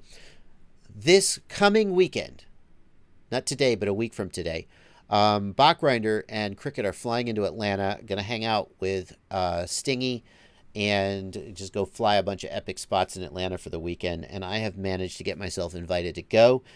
This sounds like a lot of fun. So it's possible that I will not stream a week from today, Sunday, a week from today. Because if I'm in Atlanta and we're flying an epic spot, I'm not going to like stop to do a live stream. So pay attention. If you don't see me stream next Sunday, that's why. Maybe I'll trick them into streaming with me. I don't know. But that's going to do it for this one. Thank you guys so much, and happy flying.